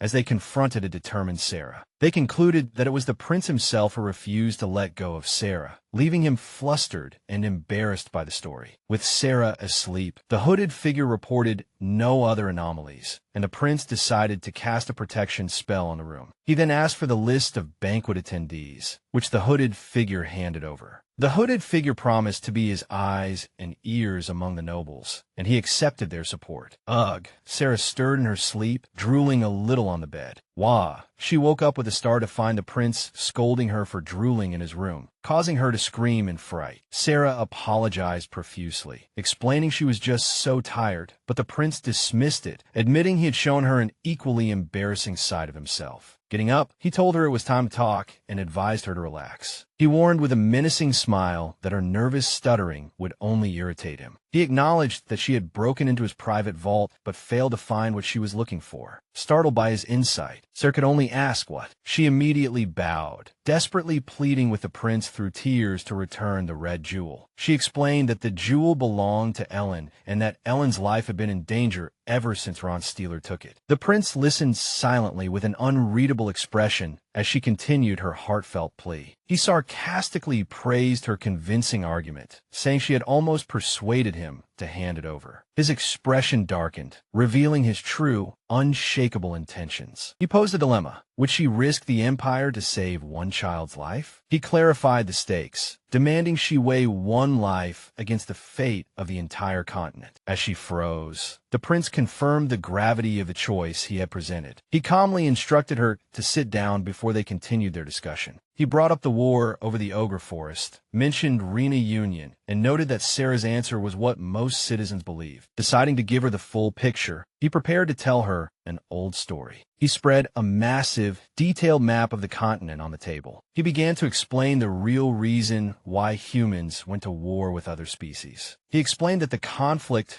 was for control over the Ogre Forest, a key territory in the center of the continent. As Sarah nodded along, he explained that humans had a hidden motive beyond mere territory. Their true goal was to seize the land that would become a vital trade port. Although the species war ended with a human victory and control of the trade route, the story was more complex. He revealed that this conflict was actually the Second Species War. The prince elaborated that conflicts born of greed have been happening for an immeasurably long time, even predating the empire. Before the Armonia Empire was unified, the lands were divided, forcing most people to crowd into the central regions. This crowding led to constant, brutal fighting over limited resources, not just between species but among humans themselves. During this chaotic period, the world tree in the Ogre Forest, the very source of life, was burned to ashes. As a consequence of losing the war, countless vampires were publicly executed. Back in the present, he told a solemn Sarah that an entity with such powerful life force always leaves a trace. The lingering dark energy of that history manifested as a sinister, swirling vortex of red and black. The prince revealed what the dying world tree left behind: the blue jewel, a source of accumulated power, and the red jewel, born from the sorrow of the executed vampires. Looking down at the map, he remarked on the irony that the birth of one existence came from the sacrifice of another. Unmoved, Sarah asked for his point and firmly restated that the red jewel must be returned. Her expression was resolute, her conviction unshaken. The prince continued, explaining that when the jewels were created, a great rift tore through the world. As he pointed to the dark lands on the map, Sarah's eyes widened with dawning horror as he asked if she had heard of the Scorched Lands. He reiterated that around the time the jewels appeared, the world was torn by a devastating rift. Sarah flinched at the realization as he again asked her about the infamous Scorched Lands. She recalled her grandmother's warnings about a dangerous, lifeless land known as the Dark Lands, a place she must never go. The prince confirmed the danger, adding that the Scorched Lands didn't always exist. He explained that it earned its name from the all-consuming darkness of what is known as the Black Fissure. Sarah realized its true nature as the prince explained. The Golden Dragon made a pact with humans to prevent the Fissure's destruction. He revealed that her grandmother's holy sword, Gamer, was originally meant to protect peace from that darkness, though its mission had been stained with blood. The prince told Sarah that just as she must protect the vampire child, he had his own reasons for keeping the jewel. He held up one finger, making his first point. The Scorched Land were gradually expanding. He showed on the map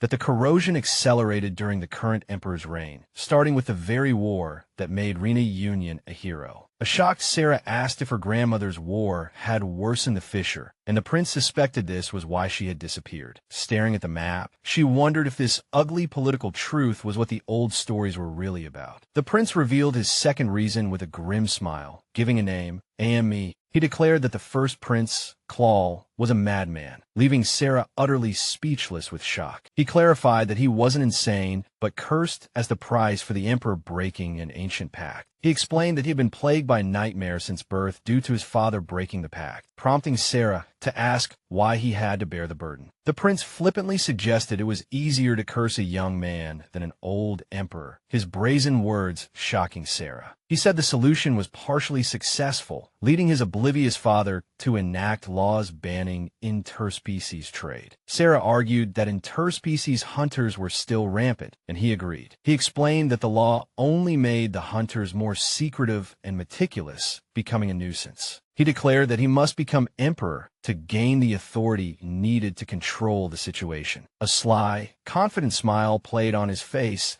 as he proclaimed his ambition. Sarah quietly studied the map, absorbing the weight of his revelations. The prince watched her intently, gauging her reaction. Sighing, Sarah stated that it still felt wrong to steal a vampire's property to stop the fisher. He denied using the jewel for that purpose, which infuriated Sarah, who demanded he return it. He then revealed the real reason why he couldn't. He dropped a bombshell. The vampires in the administrative bureau were planning a rebellion, leaving Sarah stunned. He showed her a document, revealing the rebellion was centered around Beatrice of the Vlad family, and told Sarah she was mistaken about something important. He claimed that vampires were not being protected, and that humans were just deceiving themselves to justify their actions. He bluntly explained that the vampires, forced to live among their enemies and be hunted, had gathered at the bureau. Filled with rage, he questioned her whether such a group could still view humanity without hostility. Sarah clenched her fists, conflicted, remembering Ellen's plight and the desperation of the other vampires, but a seed of doubt had been planted. Her mind raced, wondering what would happen if the prince was telling the truth. She imagined a terrible future, the Vlad family using that jewel to provoke a war with other species. That terrible question hung in the air. Would this lead to an unstoppable catastrophe? The scorched lands on the map seemed to be breeding a corrosive purple energy. Despite her fear, Sarah felt she couldn't blindly trust the prince's words. The prince keenly sensed that she found his words convincing, but was desperately trying not to believe them. He suddenly collapsed onto his desk, admitting he was exhausted from trying to persuade her